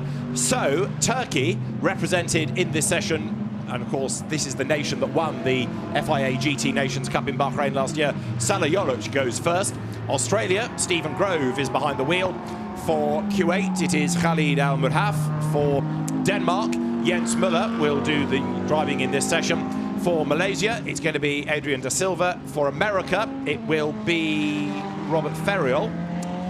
Then for Spain, Alvaro Ribera. For Italy, it is Gianluca Roda, which therefore is dad. Hong Kong, Paul Ip. Belarus, Alexander Tulkin, it's a senior. For Switzerland, Christoph Lenz. Poland, Andrzej Lewandowski. For Chinese Taipei, Hans Lin. Then for China, it is going to be Yaki Zhang. For France, Jean-Luc Bobelic. Belgium, Louis Machiels. Great Britain, you can see Flick Haig, British GT champion last season. Portugal, Miguel Ramos. For Japan, it should be Hiroshi Hamaguchi, but the car has not yet gone out. Russia, Rinat Salikov. For Thailand, Vutikon Inthra-Puvasak. And for Germany, Stefan Gehrig, or if you prefer, because this is how he races in Blancpain GT Sports Club, Edward Lewis Browner, but he's using his real name rather than his pseudonym for the purposes of representing his country. So as yet, Japan not out there. The FFF Racing Team run car. Here is the AF Corsa run Ferrari. Flick Haig at the wheel of it, setting the target time. Doing a very good job. Fastest first and second sectors overall. She will probably go for how long? Maybe momentarily or maybe a little bit longer. First recorded time is going to be the fastest time. Purple, how appropriate. A 1:48.8, followed by the 19. And that is the Spanish entry, the Lamborghini Fernando Navarrete, or Alvaro, and in fact, Flick Haig's time has been overtaken, and now we're seeing times literally as the cars come across start-finish line, beginning to improve on that momentary quickest lap. Good lap by Flick Haig. That is the reigning GT champions, because Turkey heads into the long looping right-hander of Semaforo. That's turn 10. Salah Yoluch at the wheel. You see the tar marks where people have been skating off the road there at 11, round the back of the paddock. All arms and elbows there. Ever so skittish, this TF Sport Run car that he knows inside out. He's been racing it in the World Endurance Championship, in Blancpain Endurance GT races this year as well. So partnering again with Ayşen Güven, with whom he won the Nations Cup last year. Yoluch, it's got to start as a favourite. I think with many people's eyes, on this entry, the Turkey entry would be the favourite. Certainly after the success they have enjoyed last year, but primarily Salah Yoluch improving really by the event. Comes across start-finish line, goes so unsurprisingly quickest overall. His first flying lap by a third of a second. These cars considerably quicker than anything we've seen so far today. Around about 230-ish kilometers per hour coming down into turn 4. The thin end of around about just under 140 miles an hour. There's the Honda NSX, run by Jens Müller's own team of Renault Racing. There are 2 of these, because you'll see the other car in the hands of Hong Kong represented by Paul Ip and Marchi Lee. Jens Müller, this year's Blancpain GT Sports Club champion, which is really the Gentleman Racers Series, but go back, 15 years, he was in the Le Mans 24 Hours in the Lister. Radet Selikov in the Russia entry, the Ferrari. He's now quickest overall, as Müller slides very wide coming out of turn 10. Runs the curb, these curbs wet, so very much less traction available. And all of a sudden, Selikov, who had gone quickest, has been demoted all the way down to third place in the space of me saying it. So 1:45.9 is the gun lap right now, over half a second quicker than the Thai entry, the 911 Porsche. Didn't have to say that, did I? But I did. And now Poland goes top. Andrzej Lewandowski, who won the Pro-Am class in the Lamborghini World Final a week ago. Poland is top by 0.8 of a second. There is Jens Müller sharing with Christina Nielsen. You've got the order on screen. Poland, Italy, Thailand, Denmark, Malaysia, Russia, Spain, China, Turkey, France. That's the top 10 there. Certainly a potential winning nation. Poland represented by, in this session, Andrzej Lewandowski and Artur Janos in Q2. And that's how you go through turns 4 and 5. Lewandowski showed the way you can make those two corners effectively one big arc, and he's done it successfully, and it's no surprise to see why that car currently fastest overall by not 0.8 of a second. So a big gap between first and second, smaller gap between second and third, smaller, just over 0.6 of a second. Now Poland getting stuck in traffic, whereas Italy, Gianluca Roda, has done an absolute best in Sector 2, gets past the German Porsche there. Lewandowski still pushing on, goes ahead of Stefan Göring. We have now got Hamaguchi out on track in the Japan Nation Lamborghini, run by the FFF racing team. But Radet Selikov has gone second quickest in the Russia entry, 0.2 of a second now down on the Polish entry.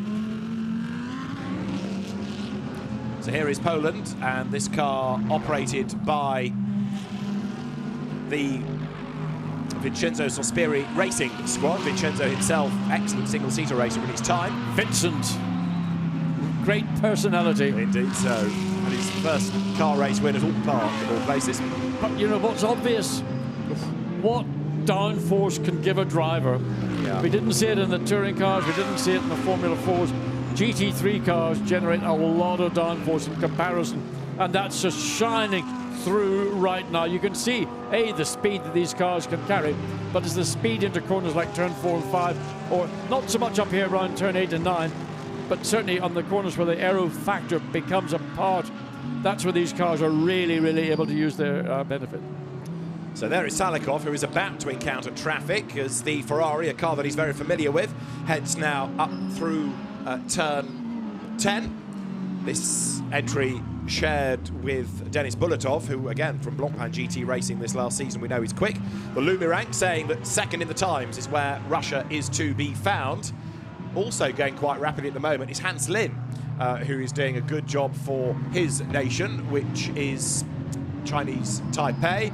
And now, up to the top of the times, has gone Japan. Hiroshi Hamaguchi, Pro-Am champion in the Blancpain GT World Challenge Europe this year, has done a 1:44.991. These times are tumbling.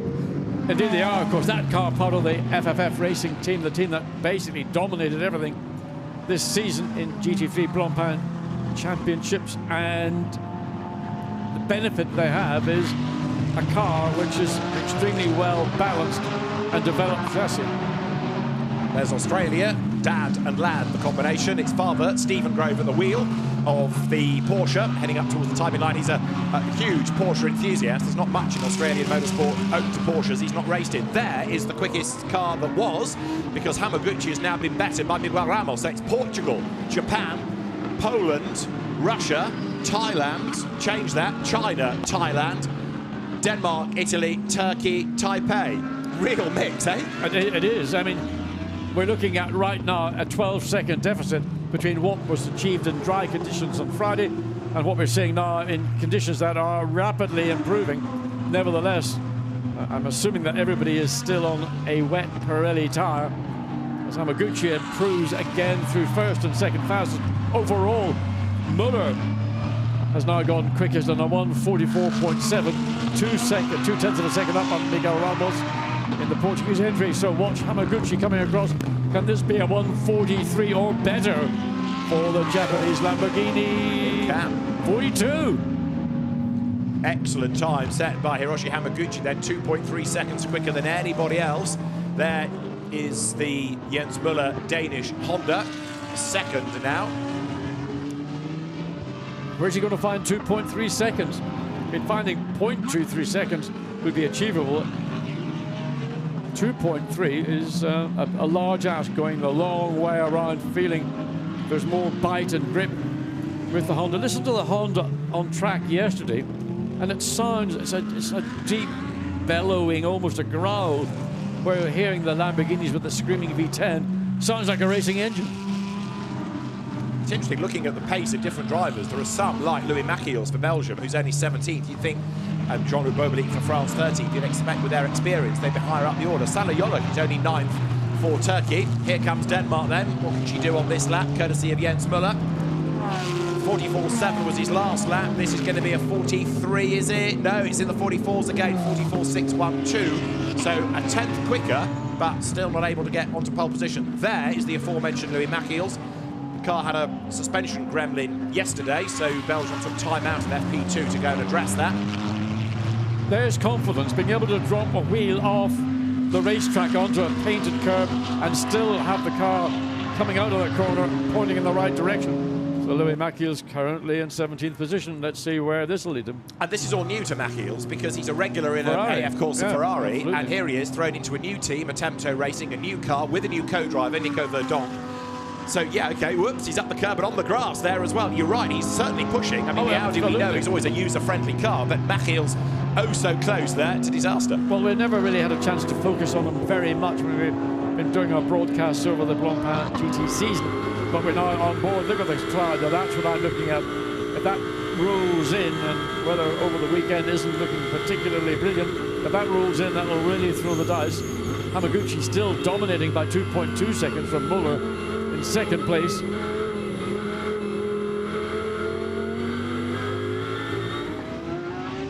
So there is the Belgium Audi. And Machiels actually has got the road to himself. Now he's 17th in the times. The target is Switzerland. He's 9/10 away from the Swiss entry. Hamaguchi top in the pits. Hamaguchi sharing, incidentally, with Yukiya Sasahara, former single-seater gun. So it's a good combination of drivers there. But Louis Machiels, he's bought clear track space all the way around. I mean, if you look at this in isolation, you would say this is going to be a lap that's going to put him up into the top. Certainly half a dozen, if not even higher. Didn't start off so good, but it was a good middle sector. So Machiels looking strong here. Where's the next improver? It's Paul Ip, the man behind the F4 cars. He is KC Motorsport Group, and 8th in his Honda.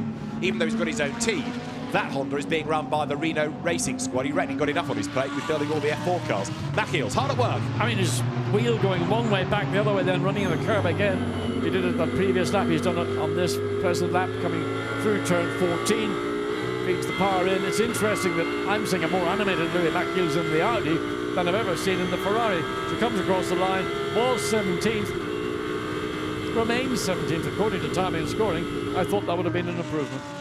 There's the American car, the Ferrari of Rob Ferriol. For Switzerland, Christoph Lenz, graduate of Lamborghini Super Trofeo. You'll see the nations with the country in the host language, if you like, their language on one side and in English on the other. We've got a spin from the Lamborghini there. That is Japan, isn't it? That's Hamaguchi, who's gone back out, had a rotation on his outlap. Still, relatively speaking, completely unchallenged. This is how he did it. Yeah, it wasn't even on a quick lap. He just got power on down in the exit of turn 4.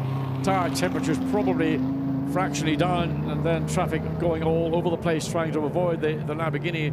The Turkey Aston Martin slips up the inside. So this is the view. There's the wave blue flags. Wow. Great Porsche battle there. 911 goes through. That's the car of Buttigieg from Puversac. 7th fastest, that very smart grey Porsche. And that's the Earl Bamber Motorsport, benefiting from his long association with factory Porsche team and GT Racing and LMP1. So Earl Bamber has extended his portfolio and running, I don't know if he runs it out of Malaysia or not. Well, it is the Malaysia entry. There's the Honda 22 of Hong Kong, Paul Ip at the wheel of it. 8th fastest. The El Bamba Porsche is the one that's for Malaysia, whereas Thailand is Dynamic Motorsport that we saw winning at Monza in the first endurance Blancpain race of the season. 68 is Chinese Taipei, Hans Lin at the wheel of that car at the moment, and 9th fastest he is. So Muller, second quickest in the Honda, has got that gap. He's taken over half a second out of the advantage that we've seen Hamaguchi enjoy for the last 8 or so minutes. Just under 4 minutes of this part, because there's 2 drivers. So they'll come in and then they'll swap over.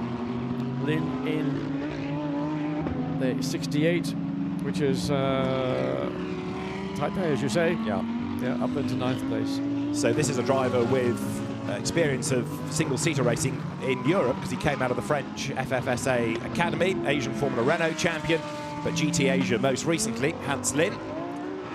And sharing with Evan Chen, this year's Lamborghini Super Trofeo Asia champion. He won that a week ago at Jerez. These drivers are a mix of bronze, just a little bit aggressive into turn 9 or turn 10. Mix of bronze and silver. There is no pro driver competing in this GT Cup here this weekend, which is interesting because pro drivers tend to breed pro drivers. It also puts the emphasis on the silvers to deliver and try and help get the most out of the AM. You've got some very quick AMs, like Muller, like Hamaguchi. Ithra Puvasak is up to 3rd fastest, and there's an absolute best middle sector being done by Russia. Renat Salikov there is 991. That's the Renault run Porsche for Stefan Göring, Germany. There's Ithra Puvasak for Thailand. That's the car run by Dynamic Motorsport. Pretty good, that. Well, there's a form, I don't know what colour of grey that car happens to be. We know that it usually races in lizard green, but it's sort of morphed into, whoops, a little bit late on the brakes, turning in, off the brakes, and a Porsche, normally a recipe for a rotation, but such as the sophistication, design, or development over design in the 911 over the past 60 or so years, it's not like an early 911 was, no. Or even earlier 901. It's true. There is the Thai car, and as John says, 2 shades of grey. There are 50 to choose from, aren't there? 50 shades of grey, but it's looking rapid, this 3rd in the times. Now, 87, Jean-Luc Bobelik is under investigation for rejoining the track in an unsafe manner. We haven't seen him go off it, but he's rejoined apparently in an unsafe way, and he's being looked at by the stewards. Yeah, we may have a look at that when we get to see the highlights, but as you see, the Porsche comes through, followed by the 991. Herbert Motorsport. So De Silva's improved. And Salikov is improving because his last lap was a 44.9. He's just done another personal best in sector 1. This is Russia we're looking at. Up to 5th. Indeed so. Japan, Denmark, Thailand, Portugal, Russia, Poland is the order at the moment.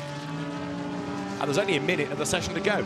Where is UK? Flick Haig, struggling actually in this company. It's a car that's new to her. It's a new track.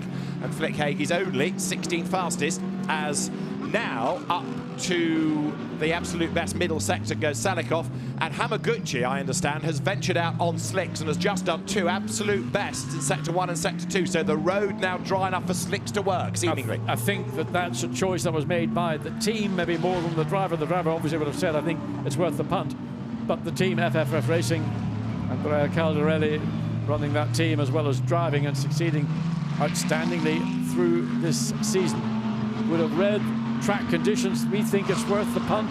You've got 1.7 advantage, which has now just been whittled down. Solly Yolok has gone on 2nd place in the Aston Martin, now 8 tenths down on. And Salikov has got quickest overall. Finally, Hamaguchi's time has been better. So 1 minute 40.381 from Russia, but Hamaguchi goes quicker still and gets himself back to the top of the times.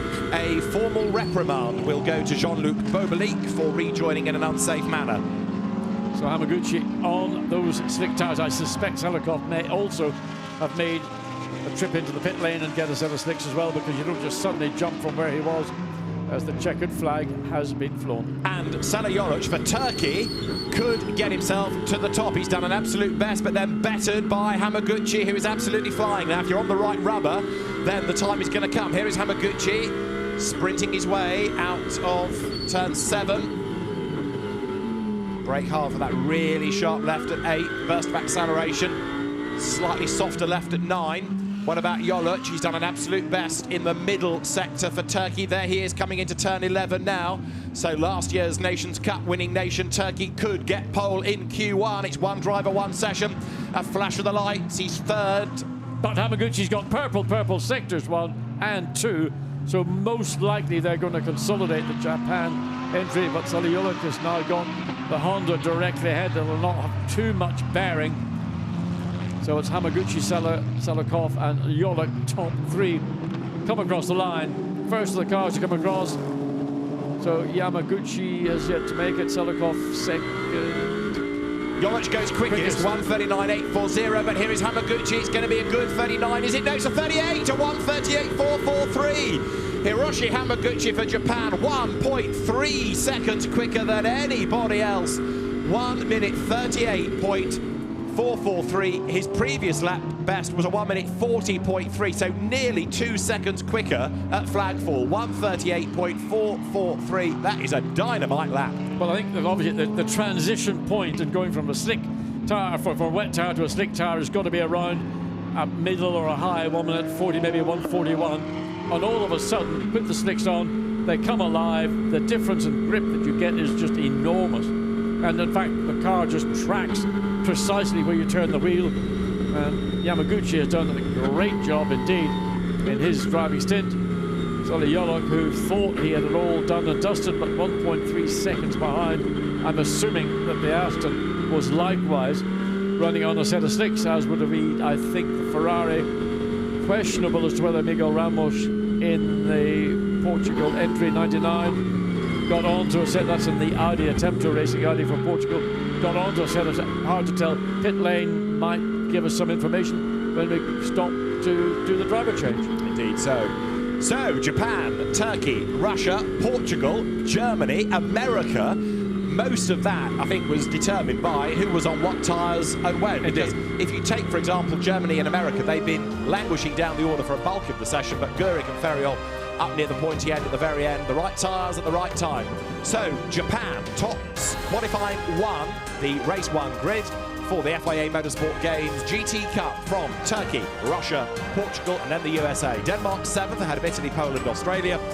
Thailand 11th from Spain, Malaysia, China, and Hong Kong 15th. 16th to Chinese Taipei, ahead of Switzerland. Team Great Britain only 18th, ahead of France, then Belarus. 21st Belgium, and 22nd Q8 in the Aston Martin Khalid Al Mudhaf, rounding out the time. So a real mix, a real spread, and a fascinating session again, as I say, partly dependent on when you went to the right tyre choice. Having a look there at some of the highlights. Teams now do the driver change, get ready for Q2. And you see how the road was greasy early on, how everyone was fighting for traction, but then it did start to dry, and it was able to put the emphasis on slick tyres. Damage for Q8. And there you see Russia, Renat Salikov, who was really rapid in the early stages, was good at the end as well. Hamaguchi was one of the first for Japan to go on to slick rubber, and it seemed to be a good call. Others followed suit, and the times did drop, even though on his outlap, Hamaguchi was caught out. Slicks not up to temperature, big lose, but look, it's smoke that comes off the tyres as he spins, not spray as the car rotates. Hiroshi Hamaguchi then for Japan, 1 minute 38.4. Japan fastest in Q1 for the GT Cup at the Motorsport Games.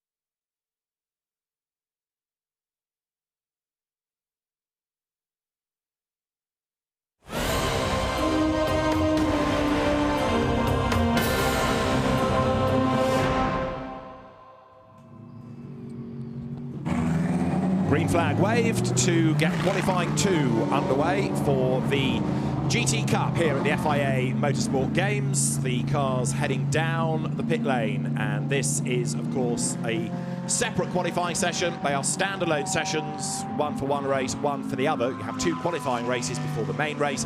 So, fresh driver into the car, presumably now a fresh set of slicks, because those at the end of Q1 that were going onto slick tyres really did have an advantage. And as an example, Japan on its last 2 laps did a 1 minute 40 and then a 1 minute 38, illustrating how much quicker the road was becoming. Indeed.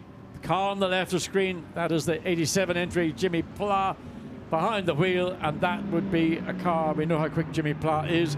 We know his co-driver, Jean-Luc Bubalik, was reprimanded for some unsafe return to the track, but Jimmy Pla will undoubtedly put that car up, in my view, to where we normally see it when he's behind the wheel, and that's pretty much in the front of any session he's driving in. And now, in the majority of cases, you have the quicker driver, the silver driver. Can't say pro, but the more experienced. Some are professional racing drivers, of course, even if they are not graded as a gold or a platinum. But there is a quick silver. That is Jim Pla, who we saw win his class at Paul Ricard in the 1,000-kilometre 6-hour race earlier on in the year, the Pro-Am category. And with Jean-Luc Bubalik, France should be a competitive nation this weekend. So everybody tentatively feeling their way around the racetrack. This opening lap, not opening laps. Everybody will just wonder what track conditions are like. They'll have heard from their co-driver, yes, it's getting better. But having said that, you go offline, you might find the track is somewhat damper than the actual racing line that is evolving. You can see the track, the shade of grey going from dark to lighter. The lighter the colour indicates the drier of the circuit. So Jimmy Pla comes across, first flying lap. What can he do? Well, the time that's the benchmark is a 1:38.4. They should be able to obliterate that. The road is getting drier, the road is getting faster, and these are, in theory, the quicker drivers. So there is Pla for France, Belgium behind Nico Verdonk at the wheel of the Audi. Jimmy Pla in the first of the 2 sessions, yes, he did a 1:32.6. In the second of the 2 sessions, a 1:32.5.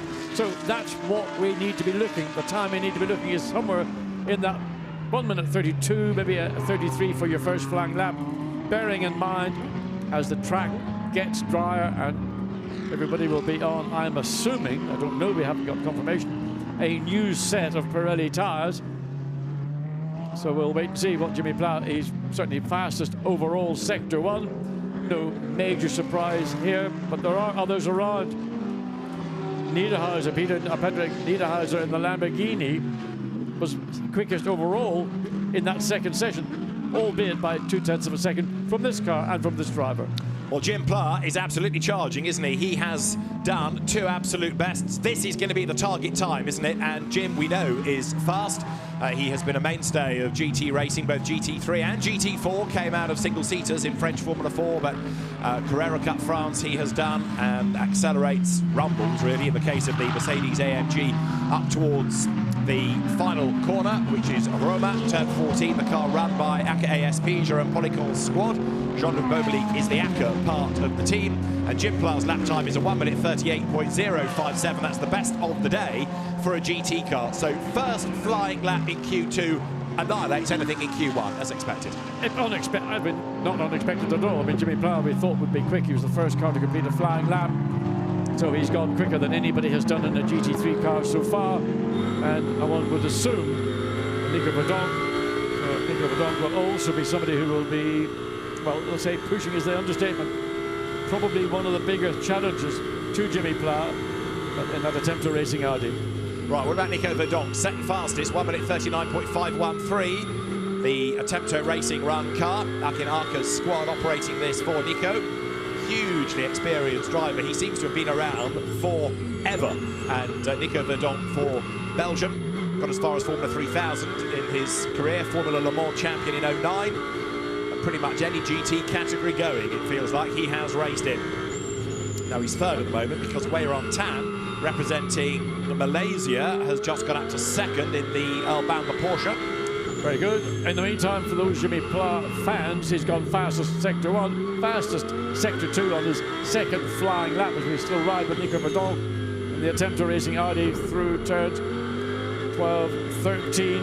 You can run the curb on the outside. We've seen pretty much everybody on a quick lap running, taking the advantage of running on the curb. So Jimmy Pla still waiting to complete his lap as Nico Verdonk. What can he do? Currently in third place, 139.5. He goes to fourth place. That's it. Right, so Verdonk second, 137.998. Jim Pla's best is a 36.1. That's Spain in the pit lane. Fernando Navarrete, experienced saloon GT racer, is in. That car run by Racing Team Spain. Spencer Plumley in the America Ferrari second quickest, 1.7 seconds away from the lead Mercedes. As we look at the car that dominated this event last year in Bahrain with Chris Buncombe and Chris Fruit behind the wheel. Chris Froggatt is the man at the wheel now, and he's been racing, of course, in the endurance Blancpain races this year. He's also done a bit of international GT Open. He was back in the Ferrari Challenge World Finals, but even though he's been a regular Ferrari Challenge racer for quite a number of seasons, he's never actually raced here in that championship. So I was kind of expecting, when I spoke to him yesterday, he would tell me all about Vallelonga, but it's new to him. The Ferrari pressing on, Porsche goes top, Malaysia goes top now. By just under half a second, so good lap. Indeed, Earl Bamber, I don't think he's here, but we are on tan behind the wheel and getting close to the times that we saw on Friday during those two sessions. 1 minute 32. Just checking the notes. So Chris Froggatt getting out of the way. So Porsche, Mercedes, Ferrari, Audi. 21 is a Ferrari, and 51, looking down the list, is also Ferrari. So it means currently it is Malaysia, France, America, Belgium, Italy, Belarus. So Alexander Tulkinitsa Jr., sixth fastest from Eric Zhang, who is seventh fastest. Here is Spencer Pumpelly up towards the timing line for the USA and goes third fastest then. So Spencer Pumpelly, 1 minute 36.456, going strongly in the American Ferrari. Second in the GT4 America Sprint Championship this year in a Porsche Cayman. Very good. We're into the 35s, incidentally. Now, the best time we had in the dry in free practice yesterday was a 32.3. A 35.6 is where we are at the moment, so the times are tumbling. That's Giorgio Roda for Italy, way around the outside of the Porsche of Alfred Renauer for Germany. But right now, Roda Jr., Giorgio Roda, is really hustling on. Class champion in the European Le Mans Series with his dad last year. Jim Pla for France, absolute best, sector 1, sector 2. Here is Giorgio Roda, Italy, up towards the line. What can she do then? Italy as a nation is fifth at the moment, courtesy of Giorgio Roda's earlier lap. He'll break the beam now, and that time he's good enough for second. Well, what Jimmy Pla, he's been demoted down to third, but he's coming up to compete. He's in the third sector, runs right out to the exit. Be careful of circuit track limits. You may get penalised, but purple indicates that 1 minute 35.6 of the 16 entry of Tan. Wian Tan is going to be demolished as he comes across. Jimmy Pla goes quickest once again on a 1:34.315, 1.3 seconds quicker than Nico Verdonk has now managed to get his Audi up into second place, 0.9 of a second. So it's all happening here at Vallelonga. And you might get Italy top by the end of the session with 11 minutes to go, because Giorgio Roda has done for Italy an absolute best in sector 1. Russia over the line, 9th, Denis Bulatov. But Italy is the one to watch right now, because Giorgio Roda is absolutely flying. Came out of Formula Abarth, International GT Open champion. He's raced in Blancpain Endurance, as I say, ELMS champion in his class. It is at the moment France, Belgium, America, 1, 2, 3. But here is Italy. Now, what about Giorgio Roda's lap? It's 2 personal bests. He's got traffic ahead of him and a couple of corners to go. You've got compromise coming into turn 11, and so that will have a bearing on his time. But in the meantime, at the front, Jimmy Pla continuing to pour the torture on everybody else. Purple sector 1, purple sector 2. Roda comes through.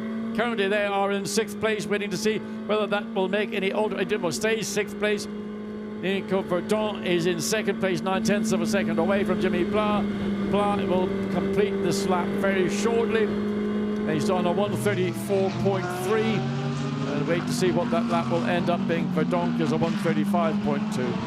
quite a number of nations yet to do a time, even though we're into the second half of the session. Here is one of them, Spain, up to 17th now, but Turkey hasn't yet done a lap time, so Ayşen Güven nor Poland, Artur Janos, there you've got two very quick drivers, nor Germany, Alfred Renauer. It's his company, Herbert Motorsport, that runs that car for Germany. They have yet to do lap time, so it's going to be fascinating right at the end of the session. Belarus up to 4th, now make that 3rd, make that 4th again, because America has just gone quicker. So Talkanitsa Jr. is 5th. Russia up to 2nd, courtesy of Bulatov. Jim Pla tops the times, though. It's a 1:33.609. We are almost now at the point of yesterday's times. Yes, we're within a second of that crossover. 1:32.6 was the time set on Friday in virtually dry track conditions. The track is now not a million miles away from where it would have been 24 hours ago, and everybody just adapting. The thing is, you've got to be mindful that if you do go offline and you want to get past a car, maybe a slower car, that in doing so there is potential traps. But racetrack conditions are coming now finally to these GT3 competitors. Japan up to 2nd. Ukio Sasahara has gone 2nd fastest. Russia is on a demon lap, absolute best for Bulatov, so Russia is looking good. Japan is looking good. France tops the times. Still waiting for a lap out of Poland, amongst others, but Poland's going to be the key. Portugal up now to 2nd. Enrico Chavez goes 2nd, so Portugal 2nd fastest. That is America 6th. Spencer Pampelli, that's Russia. Denis Bulatov, well, he's down to 4th, but an absolute and a personal best now as he wriggles round the back of the paddock into turn 13. It's looking good for him through that S, but almost every car is changing the times. Jim Pla bailed on his last lap, having done an absolute best in the middle sector. Portugal 2nd, Turkey now 3rd. We've not yet seen Ayşen Güven in the session, but he's gone 3rd quickest for Turkey. Here is Russia. What can Bulatov do? Is this going to put him on the front row of the grid? Yes, it is. 1:34.247. Denis Bulatov up to 2nd quickest for Russia. Breathless action all around Vallelunga. Now the next one is going to be Japan. Yes. Look at this, Sasahara. Indeed, so purple in the middle sector. So this is the win, not quite the winningest Lamborghini in the FFF Racing's stable. Car that was driven principally by Phil Keane and others during the course of the season. So it did win the Pro-Am category, but I think there were a variety of drivers shared that car. Not always. Phil Keane was, I think, the constant, if I'm not mistaken. I could be. So Christina Nielsen has gone into 6th place. Niederhauser has gone, and now it's the Lamborghini has gone quickest of all, 33.310. So Ukio Sasahara for Japan goes top. Don't forget, Japan was quickest in Q1 anyway, partly courtesy of tyres, but Ukio Sasahara, former single-seater racer, then up to the top. Now this is still a man that could be the fastest. Ayşen Güven, who was the winner in Porsche Super Cup at Silverstone at the British Grand Prix support race this year, and Güven was winner with Salih Yolic of the FIA GT Nations Cup last year. It is TF Sport running the Aston rather than Ram Racing Mercedes this year. But what about Güven for the front row? Can Turkey go quickest? No. Drops the place, actually. Yeah. Surprising that, Güven not being able to improve. So, Ukio Sasahara, the Asian Formula 3 champion, is quickest. He's somebody with no real GT experience, but bolt him into a car, boom, there he is, top of the times. Well, if you're quick, yep, basically. But that 519 Lamborghini, an exceptionally well-sorted chassis, and in conditions like this, where you rely on the car maybe more than the talent behind the wheel.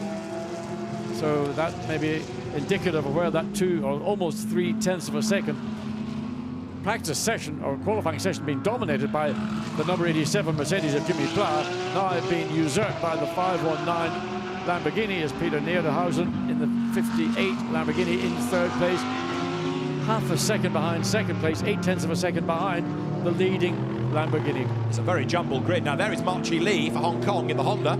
Now Marchi Lee is not exactly an inexperienced driver. He has been racing, and some of the racing has been done in Europe for a long, long time. Started racing, in fact, in France, but has raced successfully in Asia, in Australia, as well as in Europe. We've seen him in endurance Blancpain races, in the Nürburgring 24 hours, in a variety of cars, Audis, Bentleys, you name it. Here he is in the Honda. Change for 8th now, because up to 8th fastest goes Thailand, it is Kantadi Kusiri, racing in Porsche Super Cup this year, who has gone up to 8th fastest. 12th is, it's a long way back, actually. Yeah, I was just looking at it. It's an improvement, but it's much further back. We saw very strong laps about, what, 5-6 minutes ago from the Italian entry, but it's now outside the top 10 in an improvement up into 12th position. Nothing much going on now other than the 519 Lamborghini, currently fastest overall, has again gone fastest in Sector 1. So this looks like a battle between essentially the Lamborghini, the Mercedes, the 58 Lamborghini, so a bit of a Lamborghini-Mercedes sandwich. Actually looking to come across the line, was in 20th position, goes up to 19th, a small improvement. Car I'm disappointed in not seeing running Zaid Ashkanani, who we know is quick, but that car's only just gone out. Changes in 3rd place, number 16. Bamber Motorsport up back into 3rd place. Replay there of somebody getting it all wrong through the gravel. That was Einstein Guven, so maybe that explains why he's only 9th fastest. So Guven having an off in the Tom Ferrier TF Sport Ram Aston for Turkey. Now Japan, interesting last lap, absolute best, not a very good final sector, a 1:33.3, 2 tenths down on his earlier best. That's still a time others would absolutely love to have. Indeed, but we don't know whether it was traffic, maybe just a slight error, pushing too hard. Porsche's doing well, Australia up to 5th, Germany up to 7th, both Porsche teams. So that is now Brenton Grove for Australia 5th, Alfred Renard for Germany up to 7th. 3 minutes to go, and Japan, another demon first sector, absolute best. That's Malaysia's Weiron Tan, looking good. Yeah, personal best, 1st and 2nd sector. One might say that one of the benefits Porsche has on this type of racetrack, with all the weight hanging over the rear, they gain a marginal benefit on traction out of these relatively low-speed corners. Only one quick section, which is the section now Tan is coming down across start finish line in, and that's into turns 1 and 2. The sweep then of 3. There we go. Doing about best part of 220-30 kilometers per hour going through. France, fastest 1:33.023, nearly at a proper dry pace. Jim Plartops. But I was going to say Yamaguchi was about to, not Yamaguchi, the 519 Lamborghini about to once again demote Jimmy Plough because he's got purple sector 1, sector 2. So when you see the conclusion of it has 1:32.8, 2 tenths of a second away from the best time we saw on Friday in 2 sessions that were ostensibly dry all the way through. So Sasahara back to the top of the times for Japan. You've just seen Portugal go 4th, courtesy of Enrico Chavez then. What about America, John? Spencer Pompelli up into 7th place. So used to racing in America, great racetracks in America. Funny enough, Vallelunga is not unlike a lot of the circuits in North America. It's old school, it's a proper racetrack. Sasahara just gets quicker and quicker. I know the car's getting lighter on fuel. I know the tyres are getting warmer and stickier. The road is getting drier. But Sasahara looking very good indeed. And him and Hamaguchi right now, you're going to say, will take a lot of stopping. Got to put your money on them if you're a betting person, but this certainly is a strong run indeed from Team Japan, but Sasahara in particular. We know that Hamaguchi is an acknowledged GT3 competitor, but he's backed out of it now. Now, the UK has just improved, but only to 19th. Chris Froggatt at the wheel of number 93, the car of Great Britain. So Team GB, Chris Froggatt 19th, but he knows the car. I'm surprised he's not doing better. Interesting, a message on screen for Raton Racing SRL, Patrick Nieseharder behind the wheel. Will the team manager report to race director after the session? Don't know what for. There's been so much action in this 20-minute session. We've got 36 minutes. Wow, that gets about as close as you can get coming off turn 14. Chavez. Hugo was the president of, what do you call it, Venezuela? That's right. Freudian slip there. Tell you what, he's done well on his driver rating, hasn't he? Yes. That's him. Enrico Chavez then for Portugal. Never mind, John. It's early in the day. The checkered flag is nearly out. For all of us. Patrick Niederhauser, 3rd then for Switzerland. I tell you, Australia, Brenton Grove doing a really ripper job, 4th Excellent quickest. job, really good. Poland, finally, Artur János has got on with the job and he's up into the top 10. I mean, I was expecting more, to be fair, from János, but he's into the top 10. The flag is out. So it is Japan, France, Switzerland, Australia, Malaysia, Portugal, Russia, Germany, Taipei, Poland. Identical times, first and second, but because Sasahara got that time recorded before Jimmy Pla, he gets the benefit of being then the quickest. So how close is that? Well, it is identical. Don't often get to see identical times, particularly for first and second positions. It's outstanding, isn't it, that? So identical times at the end of the session. Now, can anybody else improve? Those that are yet to take the flag. This is Portugal, and Enrique Chavez is a little bit down in the sectors now. Well, he's cruising back. He may well just go into the pit lane. As he does, pit lane entry just before turn 14 makes it a much better entry, and it precludes anybody trying to go into the former pit lane entry, which was much round the exit of turn 14. So the flag is out. Australia still to take it. Brenton Grover's had a really good run in this session, the quicker of the two. He's not short on experience and faster than his dad. He goes over the timing line. Australia then ends the session fourth. What about Spain? Here to take the flag is Fernando Navarrete. The only other one of note would have been Poland. Artur János takes the flag now. Navarrete then for Spain 21st, but again, an absolutely fascinating session. Well, I think GT3 has just once again proven what a competitive race series it is. You know, quick cars, best lap 132.898, and that is what, a tenth and a bit off the best that we saw on Friday afternoon in track conditions that were ever improving all the way through both of these 20-minute sessions for the GT3 qualifying. So, at the end of the session then, it is Japan and France tied on times, but the one that does it earlier gets the higher grid position. So Ukio Sasahara for Japan will start at the front with France alongside on the grid. Switzerland and Australia for row 2 ahead of Russia and Malaysia. Portugal and Germany row 4 from Chinese Taipei, and then Poland. 11th quickest, the USA from Thailand, Belarus, Belgium a long way back, Denmark, Christina Nielsen's time only netting 15th. Really disappointing though, Turkey, much more expected from Ayhan Şengüven. And then you have Great Britain also disappointing, just 17th from Kuwait. Italy a long way back, Hong Kong, Spain, and China to round out the times at the end of Q2. Look at the highlights with Nico Verdonk looking quick early on, with Ayhan Şengüven taking over the Turkish entry, but it just did not gel for that car. Aston Martin rumbling out on track, but Ukio Sasahara, new to GT3, new to the FFF racing team, putting a huge amount of effort into it, went quickest. Ayhan Şengüven off the road and back on again in the Team Turkey Aston, and with a bit of smoke coming out of the left rear corner, he headed for the pit lane. Portugal got on with the job, Enrique Chavez chipping his way up the order, but it was Ukio Sasahara who was the man to beat at the end of Q2. 2 poles for Japan in the GT Cup.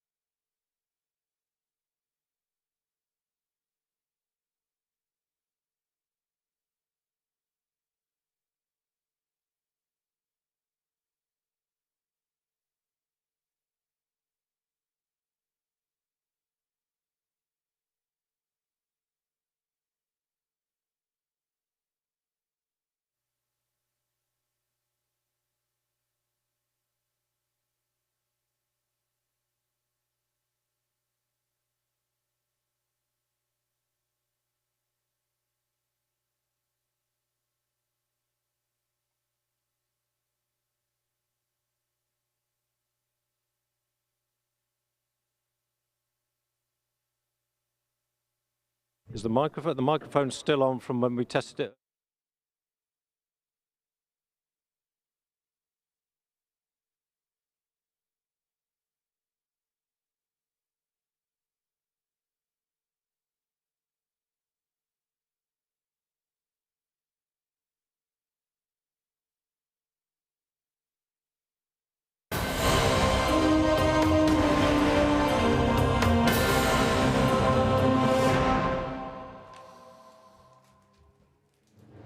Here at Vallelunga for the FIA Motorsport Games, the cars pouring out onto the circuit for the second qualifying session for the Touring Car Cup. Everybody running to TCR regulations, and this is the second qualifying session that we've had this morning for these cars. The road is drier, and this will determine the grid for the second race. The two races, different lengths, only by 5 minutes, different points weighting also, 5 extra points for the win for race 2. So 25 minutes plus a lap, 25 points for the winner, 30 minutes plus a lap, 30 points for the winner.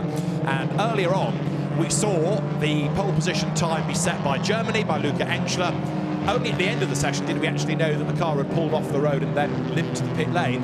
Blown engine change needed, and if you have an engine change, you start at the back of the grid for your next race, and equally, it's unlikely they're going to get the job done in time to have him out for Q2. It'd be a big task. Now, you say you drop to the back of the grid. Would you drop to the back of the grid for the qualifying for race 1, or would it be for qualifying for race 2? The regulations are for the next race you compete in, so it would be race 1. Yeah. But if you can't get out for Q2, you're going to be in the back as well for that. And what we're hoping we're going to see is something a little bit more of the real form that these touring cars have got. There was tricky conditions when they were out this morning on wet weather tyres, now all on slicks. More like it at last. That was Rory Butcher having a bit of a lock-up and almost skating into the back of the traffic because he was pressing on and others were being a little bit more gentle on this outlap. Lots of weaving going on to get the warmth into the Yokohama rubber. Number 6 is the car of Great Britain, Rory Butcher.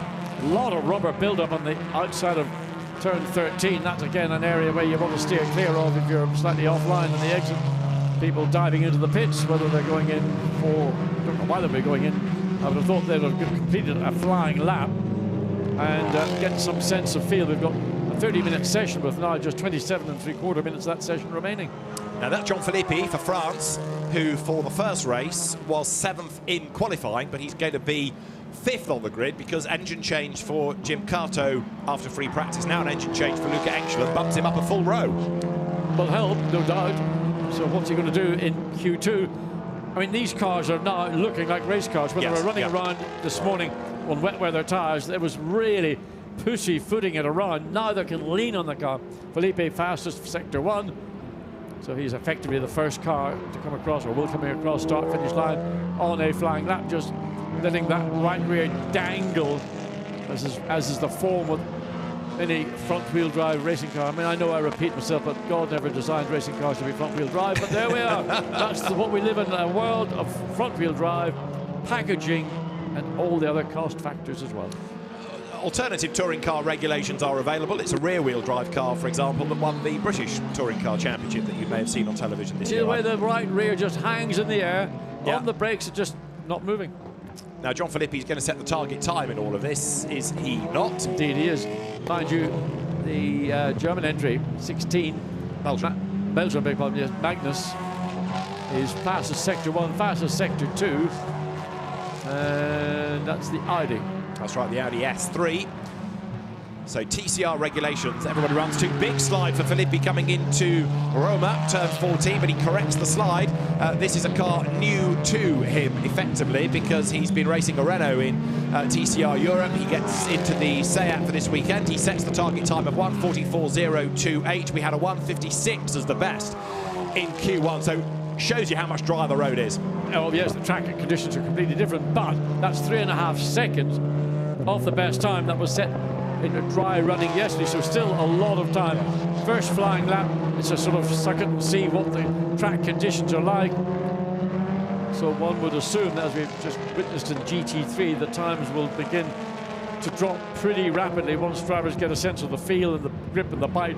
The track is going to give up to them. So Belgium now quickest as you look at Enrico Bertera for Italy in that very busy livery that he's got on his Audi S3. Matteo Homola behind him. There for Russia is Klim Gavrilov, France, John Philippi behind, and Belgium then Gilles Magnus is the fastest and going quicker again in the first sector of this lap. Where is Italy? 6th is the answer at the moment. So Enrico Bertera for pit lane competition running that car. The Audi S3 brakes hard, scrabbles out a little bit deep there, down through turn 10. Still waiting to see the Housewife's Choice's favourite, Tom Coronel, who's just gone out on an out lap. In fact, he's gone out and come back in. So anyway, Tom Coronel, the 33, that's the Dutch entry, Honda Civic FK7. What does FK7 stand for? It is the type number, it's the saloon, isn't it, rather than the hatch that you might have seen in the BTCC, which is the FK8, and the older Civic Type R that you've seen in the British Touring Car Championship is the FK2. So it's a bit like a 993, 996 Porsche type way of... It's a type number associated, rather than calling it a Honda Civic Mark 4, Mark 5, Mark 6, it relates to that. Yeah. Bit of debris in the track that's been there for a lap, so I don't know whether that's now a massive chunk of rubber or a bit of bodywork. Look at that glorious car. The Alfa Romeo goes through. Norbert Kish, double FIA European Truck Racing Champion. In the meantime, pole or provisional pole has dropped even further down to a 141.7, and that is now 1.1 seconds away from the best we saw Friday afternoon. We're on board with Tom Coronel, and he has yet to do a flying lap time, but this is going to be the first one that he does. Heading now up through the gears, stands on the brakes, down through turn 10.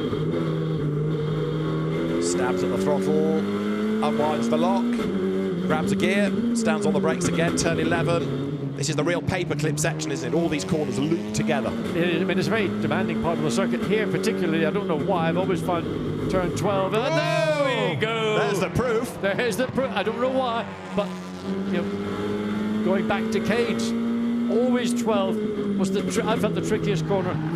It's a simple, straightforward corner, but it just seems to catch people. I don't know why. And there, with decades of experience, Tom Coronel almost drops it, comes up to the timing line, first flying lap of Q2. Where does it put him? Puts him second fastest.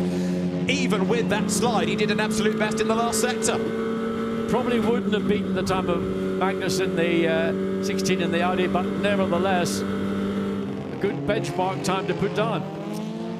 So it is Belgium now from Russia, because Klim Gavrilov has just gone second. Up to fourth is Great Britain. Rory Butcher goes fourth fastest. That's China, the other MG in the entry for Zhenyong Zhang. And he comes into Roma through turn 14, heading up towards the timing line. He's currently 10th fastest. China, Zhenyong Zhang. So changes going on, second and third. So currently in second place is Gary Love in the Audi. Third, Gonzalo de Andres in the Peugeot. That's the Spanish entry in third place. It's going well, actually, because that car flattered to deceive, really, in Q1. On the windscreen, folks. Oh, you're right. So that's going to unravel everything. Well, it means that if you don't get this lap done before the rain falls heavily, you're going to lose out. There are 5 drivers without a time, and now if they're going to have to do that on a damp circuit, there's one of them going through, Jessica Backman for Sweden. You're riding on board with her now, but she's up against it, trying to do a gun lap in the wet.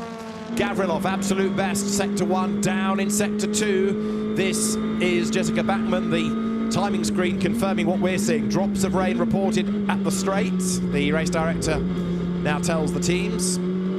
At the minute, the rain that's falling is not significant. Nevertheless, in another 2 or 3 minutes, it will begin to make its presence felt. It's true so enough. You've got to come. This is the best chance completing this lap for Backman in the Hyundai, and coming through turn 9, down into turn 10, and just be careful because track conditions will have changed. Oh, there we are. That Spain going off the road, that proves it. Just goes to show you, once that rain starts, you've got to look around you. You've got to be aware that the track conditions have changed. Now, if you've got nice warm tyres, they'll work for a lap or so, won't they? But after that, if the rain really falls, you're in trouble. Norbert Kish has gone 9th just before conditions worsen. Red flag. We've got a stoppage. Why do we have a stoppage? We saw Spain go off the road. Now, did that car get stuck in the gravel? I don't think it did. but the race director has stopped the session. There is Spain. It's limping, but that's the cause of the stoppage. The car trickling along the road, but that, you could argue, is a red flag. Well, yeah, it's still in harm's way, isn't it? Yeah, I mean, the it's race director doing the fourth right quickest thing. overall. So actually, if it does continue to rain, he's going to be in the second row of the grid. He's not going to be unhappy about it, albeit that he may have, because of an error, stopped the session red flag. So blowing fans into the front to keep that cool. I wonder what this try and keep the brake cool. There can't be very much else that they would be looking to do. And that is the Seat Cupra John Felipe. Currently, John Felipe is all the way down in 14th place. Surprising. So, Svidris for Lithuania, Bachmann for Sweden, and the Czech Republic, Stojan Kuril, yet to do a time. And the best lap time of Spain deleted for causing a red flag under the regulations. So the best lap time for the Spanish driver Gonzalo de Andres is deleted because he is the cause of this red flag. So John Felipe in fourth row of the grid, one of a number of drivers, Tom Coronel mentioned them, that he thought would be his principal competitors. Tom Coronel got up to second place, then just been dropped one by Garolov in the number 14 Russia entry, the Audi RS3 LMS. And no sign, just again to make the point, of Germany. Luca Engschler with this engine change still going on, not yet out onto the circuit. Now, whether this red flag helps them because it gives them more time to work and maybe sneak out at the very end is debatable. I mean, to do an engine change in a front-wheel drive car, okay, you just basically drop the subframe and all fall out, but it's all the ancillaries you've got to detach to. Then maybe I assume that all these engines are what I would describe as dressed with an exhaust system, the clutch all attached to it, or whether they have to do that before they can put the engine in. I assume they weren't anticipating an engine change. In touring car racing, as in GT3 racing in particular, engine changes are, oh, there we see. So the car, the Spanish Peugeot, is about to be craned. So that might be more than just an off, maybe a purpose as to why that car. There is the front of the Hyundai, and there you can see the engine is undressed because there's no exhaust attached to it, so that ain't going to get out. No, that's the race against time for race one, isn't it, rather than anything else. And the first touring car race is actually not that far away, 1:15. It's only 2 hours away. Well, that's doable in this case, but they've given up in hopes of getting out in this qualifying session, so disappointment indeed. And it's interesting, you know, I call an engine a dressed engine. It comes complete, just bolt straight in. But in this case, there is no exhaust system on it, and I'm assuming there is a clutch somewhere on it, but we can't really get to see. So the engine is being, I don't know, sort of, why would they want to put a wooden block under a, well, the case itself probably wouldn't be substantial enough. So the engine probably would weigh something in the region of about 110 or so kilograms. It's run by the Engschler team. Luca himself involved in the work that's going on.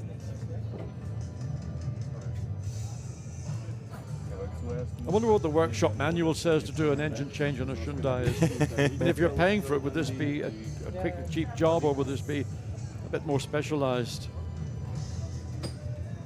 Radiators out as well, so it's a big job. And still waiting to get this Peugeot craned away, is it now? Have they got it running? And is it then going to make its own way back there, looking into the cockpit, or into the engine bay, I beg your pardon, of the number 6. And that is Rory Butcher's MG. It's strange, you know, imagining MG, a great British brand, but now owned by Chinese owners. So there, the teams in the pit lane, and Rory Butcher for Great Britain in the MG. First real experience he's had of TCR regulations rather than what was initially called NGTC for the British Touring Car Championship, in which he was a multiple race winner this year. He was the independent champion and took the independence title in the last weekend at Brands Hatch, which was a dramatic weekend all round. It certainly was. Some questionable driving standards I did observe. Did you? I did. I must have missed those. Yeah, I don't know. I mean, I did listen to the commentary. Really? And that's very noble of you. You know, maybe I would have been more forthright, but then I'm not part of the team in that broadcast lineup. Well, welcome back to touring cars, John. Yes, indeed. Having been part of the BTCC's coverage in the Super many Touring years ago, era. yeah.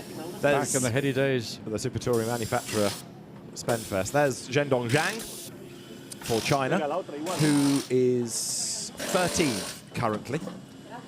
Taking a long time to recover this car, isn't it? We've still got 20 minutes to go. Yeah, I don't understand why, because the car seemingly was sitting on the racetrack and the recovery vehicle was seemingly sitting just ahead of it. There it is now. So it is being towed back, I think, rather than craned back. Got a nice shot of the graphics down the side of the Spanish entry. So where is the tow vehicle? Is it just taking it back a little more? It is a walking pace. Yeah. It's odd that it's all so slow. Well, I mean, he looks like is he going to need a recovery vehicle himself? Now, he's not going to pull it onto the inside of the corner, which will do it no power. There's a substantial bit of tarmac there, which looks like a curve. Well, maybe that's why it's going slowly, so it's not a sudden jolt, it's a gentle ease up the slope. Anyway, the front splitter is sufficiently close to the ground that it's not going to do it very much good. Session is due to restart any second, but TBC. And we're not going to restart on 11:16. Does your 147 look like this one, David? Well, that's a Giulietta. Well, that's a Giulietta. Yes. 147's a bit, not old hat, but a little outdated. We did have a 147 for a time. Mrs. Addison had a 147, but that was superseded by something else. It was a humble twin spark. It was a lovely engine, lovely 2-litre engine. Fond memories of my days with Alfa Romeo back in the 70s. That's when they were Alfa Romeos, in my opinion. Spawning for a fight, you know, this bloke here. There's the Swedish car, Jessica Backman, yet to do a time, one of the three, yet to do a time. We are just 15 seconds away from getting the session back live here at Vallelunga. This is Q2, the grid for race 2 for the Touring Car Cup in the first ever FIA Motorsport Games. This fabulous event that has brought nations, teams, drivers, supporters from all around the globe. Real mix in terms of the nations that you see in the circuit racing, the drifting, the digital, the karting slalom going on. We'll have a look at that on the stream during the day as well. Green flag, we're back in business. No prisoners taken there with that release, as the Hyundai elbowed its way in. So the line of cars making their way out, so just 20 minutes and a few seconds remaining. And we did have that momentary little sort of light shower, which appears to have passed by, but it looks as if behind the circuit is just building and building. So once again, on your out lap, don't dither around. Get on with the job. Oh, and almost getting in the way of Belgium. Look, there's the current pole man, Gilles Magnus, on his toes, getting past Mason Filippi, the American driver, as he slides through the traffic. Gilles Magnus looking really good in Q2 here. Absolutely, and he's doing the right thing. He's getting on it at the earliest opportunity. He wants to get through the line of traffic that's directly ahead of him. Of course, he's going to have to be patient. There's a plethora of cars. Then he's leading the second gaggle all the way up the hill. Ooh, that was almost a contact with the Honda and the Hyundai as they came into turn 8. Italy, Czech Republic, Holland go through. Then China, there is Belgium with America and what's that, New Zealand behind. Actually, that rain that was threatened hasn't really amounted to anything, has it? So we are still on a pretty much dry road as the teams then now have just 19 minutes. The teams, the nations, the drivers have 19 minutes still on the clock, and they're wriggling through turn 11. Rain spots on the lens down turn 11. Now, the entire field have gone out as almost as one. So it's going to be a bit messy for the majority of teams, because they're going to be tripping over one another, looking for that clear bit of racetrack. As we watch the Russia Garolov come through onto start-finish straight. So he's got probably the best shot of anybody at this restart. Clear track ahead of him. Is that a flashing light down into turn 3? I wasn't. That was a flashing yellow light. Maybe just this looked really quick, no question about absolutely, it. that's what I'm saying. He's got on with the programme. Oh, he has. As has done Magnus in the similar hour. Friday, Yeah. So Gavrilov for Russia, unquestionably rushing around now to try and find 0.140 of a second, which will put him on a pole position. So it is Audi, Honda, MG at the moment. In other words, Belgium, Russia, Netherlands, Great Britain, and Gavrilov has done the absolute best in the first sector. It's game on now for pole position with just under 18 minutes on the clock. I was just going to say, have track conditions actually changed, deteriorated, improved? The answer is probably fractionally towards maintain, maybe improved. We'll see what Gavrilov does when he comes into the conclusion of sector 2. So he's up a tenth and a bit of a second, and that would more or less put him on equal terms with Magnus. Currently, the provisional pulls at a personal best. So who's got purple? Well, in sector 1, well, Blackman has got personal best. Yeah. So all of a sudden, Sweden, having not achieved a time with 17 minutes to go, look like they're back in the races. So Jessica Backman for Sweden, absolute best sector 1. This is Gavrilov, who should go top for Russia. He's only got to find 0.140 of a second. How is he doing as he comes into turn 14? It's looking pretty good for him. It's thumbs up from Watty, and he's going to break the beam. He needs to be better than a 41.7, and the answer is the lap time is a 41.024 by 0.685 of a second. Russia on pole. And he made that time up in that final turn 14. He got the car precisely to the apex where he needed to be to get on the throttle to drive the car across the line. And that corner of all three, or that sector of all three sectors, is the reason why there's a slow car coming down, having left pit lane. There's a problem. Will that be another, hopefully not a red flag there? Look at Backman and the slow car is Rory Butcher, the MG. So Britain dropping to 11th. Jessica Backman is up to 4th. The woods off the road goes New Zealand. Rain falling a little bit down to the bottom of the circuit again. Okay, so getting all caught up there was the All Black, the Kiwi, Fine Kahia, who is a parts assistant for Giltrap Audi, Colin Giltrap, who's been a mainstay of New Zealand motorsport. This is Jessica Backman absolutely storming. And a good friend. Colin Giltrap, a great friend to many drivers from New Zealand. Brendan Hartley amongst many, Earl Bamber amongst many. But Jessica Blackman is fastest overall in sector 1 and flying. Right, now what can she do here then? The target time is a 41.024. Fourth quickest is Sweden, Jessica Backman. Very, very experienced in TCR technology. Coming now then up towards the completion of the lap. It's still desperately grey overhead, and she's lost time in sector 2. Yeah, it is absolutely black as we drove towards the weather just behind the racetrack, so losing time in that second sector. Whether that was a function of maybe a small change in the level of grip on the circuit, we'll get an indication when she comes up to the conclusion. But to be fastest overall by just under 0.2 of a second in sector 1, that is impressive. Here she comes, heading towards the timing line, 1 corner to go. So Jessica Backman, using all of the experience, the Swedish girl in the Hyundai, another of the girls on track this weekend, another of the initiatives the FIA supports in motorsport. The beam about to be broken. Where does this car slot in? Does it improve? Does it stay 4th? It stays 4th, but it's a better time of 1:41.996. So Jessica Backman does find hundreds. Yeah, it was in the middle sector she lost out most. Yep. She had a personal best in the final sector, her fastest overall in the first sector. So that middle sector, for whatever reason, we didn't maybe get the full view of the entire sector, but back to Felipe in 5th place. So there is John Felipe in this Seat that he switched to towards the end of the season. It's not a completely new car to him, but as I say, he started in a Renault, ended the year in the Seat, so maintaining this Seat link for this weekend. Up to 7th, Jim Carto, new engine after FP2. This is a genuine 7th. He will start this race where he qualifies. All of a sudden, we've got no purples on screen. No, you're right. We're getting a few greens, so that, again, indicative of what's happening on the racetrack. The conditions on circuit, I think, have slightly deteriorated. Still good grip, but not quite what it would have been maybe 5 minutes ago. Right, so here is Filippi, wriggling his way out of 13. That's Enrico Betra for Italy behind. Then you've got the Czech Republic and France for the pit lane. So it is now Russia top, ahead of Belgium, ahead of Slovakia. Mato Homola is 3rd, Sweden 4th, France 5th, Holland 6th, Then you have got Hong Kong 7th, 8th is Italy, 9th is the Czech Republic, 10th is New Zealand, 11th is Britain, 12th is Norway, 13th is Hungary. Then it's America, Lithuania, Latvia, China, Spain, and Kuwait. And there is Lithuania.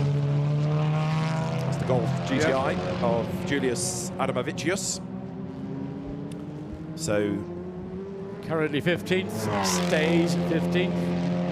yeah. So it's, I think, what we're seeing or going to see with the remaining 12 minutes or so remaining, there's a small deterioration you can see coming down into turn 4. The track looks that darker look of indicating a bit of dampness. Former junior tennis ace, Julius Adamovicius, and he accelerates his way then now towards turn 5. Is he a big server? We'll find out. He's not yet committed a fault, I don't think, in this. He's only 15th fastest. We'll let that go. He's nearly committed a fault there, doesn't he? Oh yeah, been squirreling around under brakes. Yeah. So Second serve, Mr. Adamovicius. 15th fastest currently, the Golf TCR. See the nose sag as he hits the brakes at turn 8 here. it's looking slightly on the twitchy side twice, 2 consecutive corners, so whether there's a setup issue with the Golf or whether that is a reflection on where we are 12 minutes to go in this session. He's down in sector 2, isn't he? So it'll be headlights on soon if it gets any darker. Now the last lap of Belgium was a personal best, so the front row split by 21 thousandths of a second. If you missed the last GT qualifying session here from the FIA Motorsport Games, we had them tied to the 1,000th on times in Q2 for the GT Cup at the end of Q2, while we're 21 thousandths with the TC touring cars, TCR spec cars for Russia and Belgium at the moment. Well, what I enjoy about qualifying sessions is it's for real. They come alive, and we've seen that in GT3 qualifying, we're seeing it now in touring car qualifying. And 11 minutes remaining. Tom Coronel on a personal best, currently 6th quickest in the Dutch entry. So he's got a, wow, who was that shot off at turn 4? We'll try and find them in a moment, if they get back on. Well, in the ploughed fields down at the exit of turn 4. Right, 3 were in the shot, 2 survived it. Cars in the background, but which one it was that went off, can't yet gauge. We'll have to look at sector times. As there, Fahia dives up the inside line. The New Zealand all-black Audi looking good. 3rd in the World Rugby Cup. Faint Kahia through. Coronel, personal best, sector 2. Currently not on camera, this is the New Zealand entry. Coronel, the only one who looks to be in a position to make an improvement to get into his top 6, but he wants to get slightly further up. Big lock up there by New Zealand. So Faint Kahia goes through. Good livery on that car. No doubt about the nation, is it? We have got 10 minutes still to go. This, remember, is determining the grid for race 2. Tom Coronel has improved onto the 2nd row of the grid, 3rd quickest, half a second behind overall provisional pole sitter. So there is New Zealand, which has had a spectacular lap. 10th Faint Kahia is at the moment, and he should actually go faster because he's done 2 personal bests. Can this get New Zealand up a row on the grid? Breaks the beam, and it's a 1:41.615, 4th quickest. Fantastic effort, that. Really, really good. Number of cars, as a consequence of this time, dropped down. Getting a backman in the Hyundai for Sweden down into 6th place. Felipe for France in 7th, and on it goes. There's the MG. That's Rory Butcher, who is 11th fastest, still adapting to a new car, adapting to a new type of touring car regulation. Do you think he'll be disappointed? Yes, because although he was saying to me yesterday, you know, don't expect great things. First time in the car, got a bit of a misfire, he's still learning. He's a very competitive driver, is Rory, and he will be determined to show just how good he is. He'd love to be higher up the order, yes. Well, so is Karolov, who has gone purple. We haven't had a purple on our timing and scoring for a few minutes. Purple sector 1, purple sector 2. He looks like he's about to obliterate the best lap to date, 1:41.024, as against the 1:40.6, which was the best we saw Friday morning. So Rory Butcher in the MG, he has raced MGs within the BTCC, but here in the TCR spec car, heads up towards the timing line. This should be an improvement. 11th he was, 9th he is. Yeah, that's good, that's helpful, that moves him up. So where is Gariloff? That is going to be a time. Will he be the first driver to break into the 1:40s here this morning at Vallelunga? Still completing his lap, and there... That's not Gavrilov, that is Sweden. Yes, Jessica Backman off the road down at turn 4. 1:40.730. Gariloff for Russia, quickest overall now by 0.3 of a second.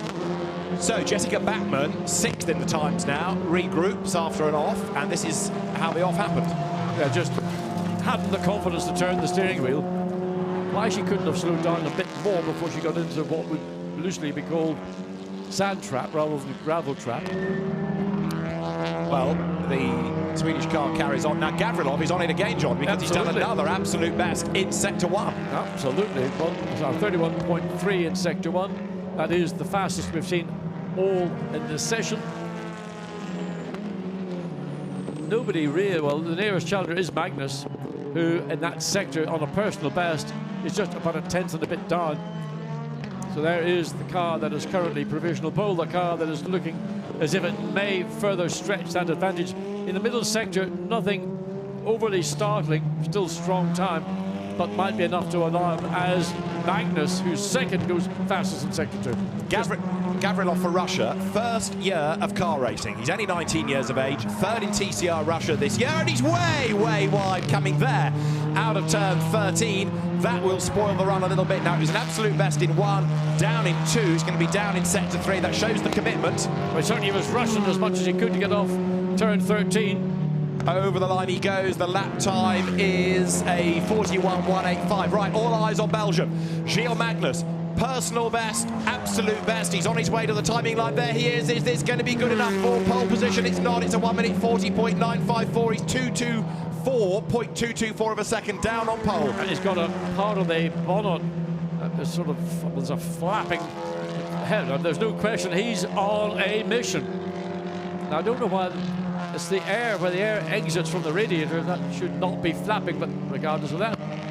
So fastest middle sector for Gilles Magnus, being his Audi up the hill. He's got a personal best Sector 1, and we wait to see what he will achieve in this final sector. So Gilles Magnus' last lap was that improvement, 1:40.954. He's down in the first sector of the lap. So Gilles Magnus, with a bit of traffic in the way, compromised the RACB, Royal Automobile Club of Belgium, Academy winner. So that gave him this prize drive in TCR Benelux for 2019. And he also drove within TCR Europe, 7th in that this last season. John Philippe for France, currently in 7th place, personal best, Sector 1, personal best, Sector 2. So that is also a time that could be a top 6 by the time we get to the end of this 5 minutes and 18 seconds of this session remaining, this qualifying session. I'll tell you somebody that's got on with the job quite nicely in this. 20th in Q1, 13th in Q2, Q8, Salam Al-Nusif. I know it's an easier track condition, you could argue, but that's a good amount of places on the grid to be found between the 2 sessions, isn't it? Yeah, I mean, it's look, this is tough racing.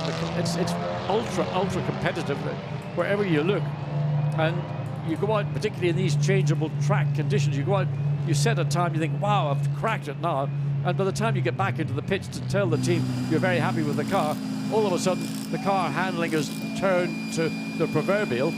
And what can I do? What can I do? Where's the time gone? So it's changing that rapidly. Felipe gets up to 6th place, personal best in all 3 sectors. So he's inside the top 6, 3rd row of the grid. And the provisional front row sitters are back into the pit lane, just over 4 minutes remaining. They're not currently looking to be challenged, especially the best would be 70, and that's Slovakia. Maciej Homala in his shutdown, just over half a second away from the provisional pole. So 4 minutes to go. There is Tom Coronel, who is still 4th, still trying hard, still pressing on. It's interesting, isn't it? Here you've got perhaps the most experienced driver on the grid, but he's being shown the way by the young guns. Again, I like the way Tom Coronel exits on a turn 14. He gets the car really hooked up on the exit. Doesn't shouldn't make any difference to his time. But let's get a view there. Oh, how close did he get trying to take the line as a slower car was really trying to find a way to reverse back up the racetrack. A lot of experience behind the wheel for Tom Coronel. Into 4, let it run up high and almost maintain the same amount of lock from the entry to the exit. Then the cut back onto this 1 kilometre extension to the Vallelunga circuit. Then a big break as you get down into turn 7. Seems to go on for a long way, that straight. Fighting it, isn't it? You hear the thing snatching and locking. Front wheel drive with the differentials that they run on front wheel drive race cars, easy to lock up the front brakes. So into 8, gets the nose in, then runs the curb, then 9 as you actually exit the cutting, which is probably the most charismatic part of this Vallelunga Raceway, but character has changed quite a considerable amount over the years. Neat and tidy for Tom Coronel, personal best in both sectors, but is it going to make any significant difference? He needs to find just under 3/10 of a second to get into provisional 3rd place, but keep him on the 2nd row of the grid nevertheless. Hips got on a jump over the curbs through 13. Watch this. Now watch what he does. This is where I think he really scores heavily. Gets the nose in, drives the car out of turn 14, out onto the pit straight start finish line, comes up now and then improve. Yes. Yes. Well, he deserved that because he worked hard for it. Well, we talked him through it. Absolutely. It's all down to you, John. Not quite, but we talked him through it. The Boots and Gignon team can at least force a smile because that's put him up onto the inside of the 2nd row of the grid now. There's debris on the track at turn 10, we're being told, as you look there at Matto Homola, who has just lost a place on the grid. He's been elbowed back down to 4th, courtesy of talkative Tom Coronel. So an absolute best in that last sector. Can Coronel maintain that pace and squeeze another lap out of that set of Yokohamas? The flag is imminent. There's less than a lap time now left in the session, isn't there? What do you know about Yokohama? We're familiar with Pirelli, we're familiar with Dunlop, but Yokohama I'm not familiar. I mean, they have been the tyre for the World Touring Car Championship, the WTCR of late as well. So a huge track record of supplying this type of touring car and at the World Championship level. So a kind of spec tyre. In a sense, yeah. It's one all the teams will be familiar with, just as the GT teams will be familiar with that Pirelli. Homola skips up the curve there, but going nicely, isn't he, here? He didn't really want to do that, but he's got it back in control and throwing the Hyundai around. There's a lot of confidence behind the wheels of Homola. So let's see, having been demoted from 3rd to 4th, can he claw back? Doesn't look like he's going to do it on this lap. No greens, certainly no purples. Over the timing line. Stage 4th. Indeed, but Gilles Magnus has just done an absolute best within Sector 1, but he's then lost 2/10 in Sector 2. So big frustration. There he is, but this is another of those yo-yo laps. Up in 1 and down in t'other. So Gilles Magnus comes wide out of 13 up to the line now. I mean, if he can claw back any of that, he's certainly pushing as hard as is capable, certainly what the Audi is capable of coping with. So comes out of turn 14 and 2/10 of a second away from... Oh, he's got it! Right in the last knockings. Orange, purple, wow. 1 minute 40.235. Belgium, quickest by nearly half a second. Gilles Magnus did a really good job there. Outrageous, but again, it was that last sector, getting it right out of the hairpin, and then through turns 11 and 12, 13, where you can so easily lose time. Here, it's easy, this part of the racetrack is open and flowing, but it's that very tight and sinuous middle sector where it is so easy to throw away time. So on board with Tom Coronel now, what's he going to do? His personal best in sector 1, but plus 4/10 of a second. So Tom Coronel currently is 7/10 of a second away from now the provisional pole sitter Gilles Magnus. Needs some purple somewhere, Tom. Gets it in, runs the curve nicely, coming into the infield, but again 5/10 dropping another 10th in that middle sector. And a big lock up there. I mean, again, you can tell that he's trying hard, but is he overdriving now? I wouldn't say he's overdriving. I think that he's at the limit of what he's got with the car set up as it stands. What he does in this final sector, this is where he's been very strong, probably his strongest sector on this lap. So again, we'll just watch from the cockpit how he gets the front of the car in. there, and that's where he can get the drive on really early. Red light, is that a red light or not? Well, the session's finished, finished, so okay. yeah, lights will be on. So he doesn't improve. So Tom Coronel stays third. It's an interesting grid. That's for the second race. Remember, this is the longer race. This is the one with the slightly higher number of points and points for more places as well. Top 15, not top 10. So if you're going to score, do it well in the second race. Been a good morning, hasn't it? Lots of action across different categories. It was a bit slow in starting, largely due to track conditions. The ambient was low, the track was wet. Very difficult for touring cars, even more difficult for the lesser experienced youngsters in Formula 4. Now the racetrack has come back to more or less the conditions that we saw for everybody who ran on Friday. And again, the confidence that comes back with that, knowing that now you can use the car, you can lean on the car. So, Belgium tops the times in the Touring Car Cup. Q2 for the race 2 grid ahead of Russia and then the Netherlands. Slovakia 4th ahead of New Zealand, then it's Sweden, France, Hong Kong, Italy and Great Britain rounding out the top 10 from the USA. 12th for Q8, big improvement from being 20th on the grid for the first race, or in the times in the first race. 13th the Czech Republic, then at Hungary and Norway, the two Alphas, 14th and 15th, the older spec car ahead of the new. 16th, China ahead of Lithuania, Latvia, Spain losing the best lap time set for causing a red flag, and Germany not venturing out, of course, as the engine change continued for Luca Engschler's Hyundai. So, lots of drama.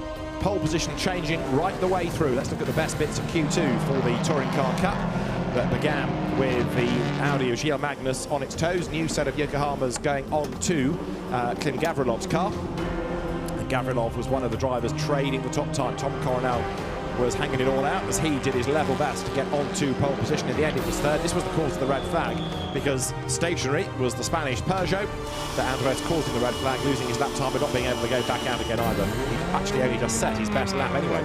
Gilles Magnus on his toes to get back out after the session restarted. Klim Gavrilov it was that was at the time on target for pole position, but Magnus did not give up. Jessica Bachmann hadn't done a time but then got to fourth, then had a couple of offs as well, skating off the road down at turn 11, grazing the wall, and also hustling on was Faye Kahir for New Zealand, up on the inside of the traffic to go fifth. Jessica Bachmann had another off, this time down at turn 4 at Chimney 1, a double apex right-hander, but Gilles Magnus stormed along. So did Tom Coronel, who got third, but Gilles Magnus fastest for Belgium for race 2 for the Touring Car Cup here at Vallelunga in this first FIA Motorsport Games.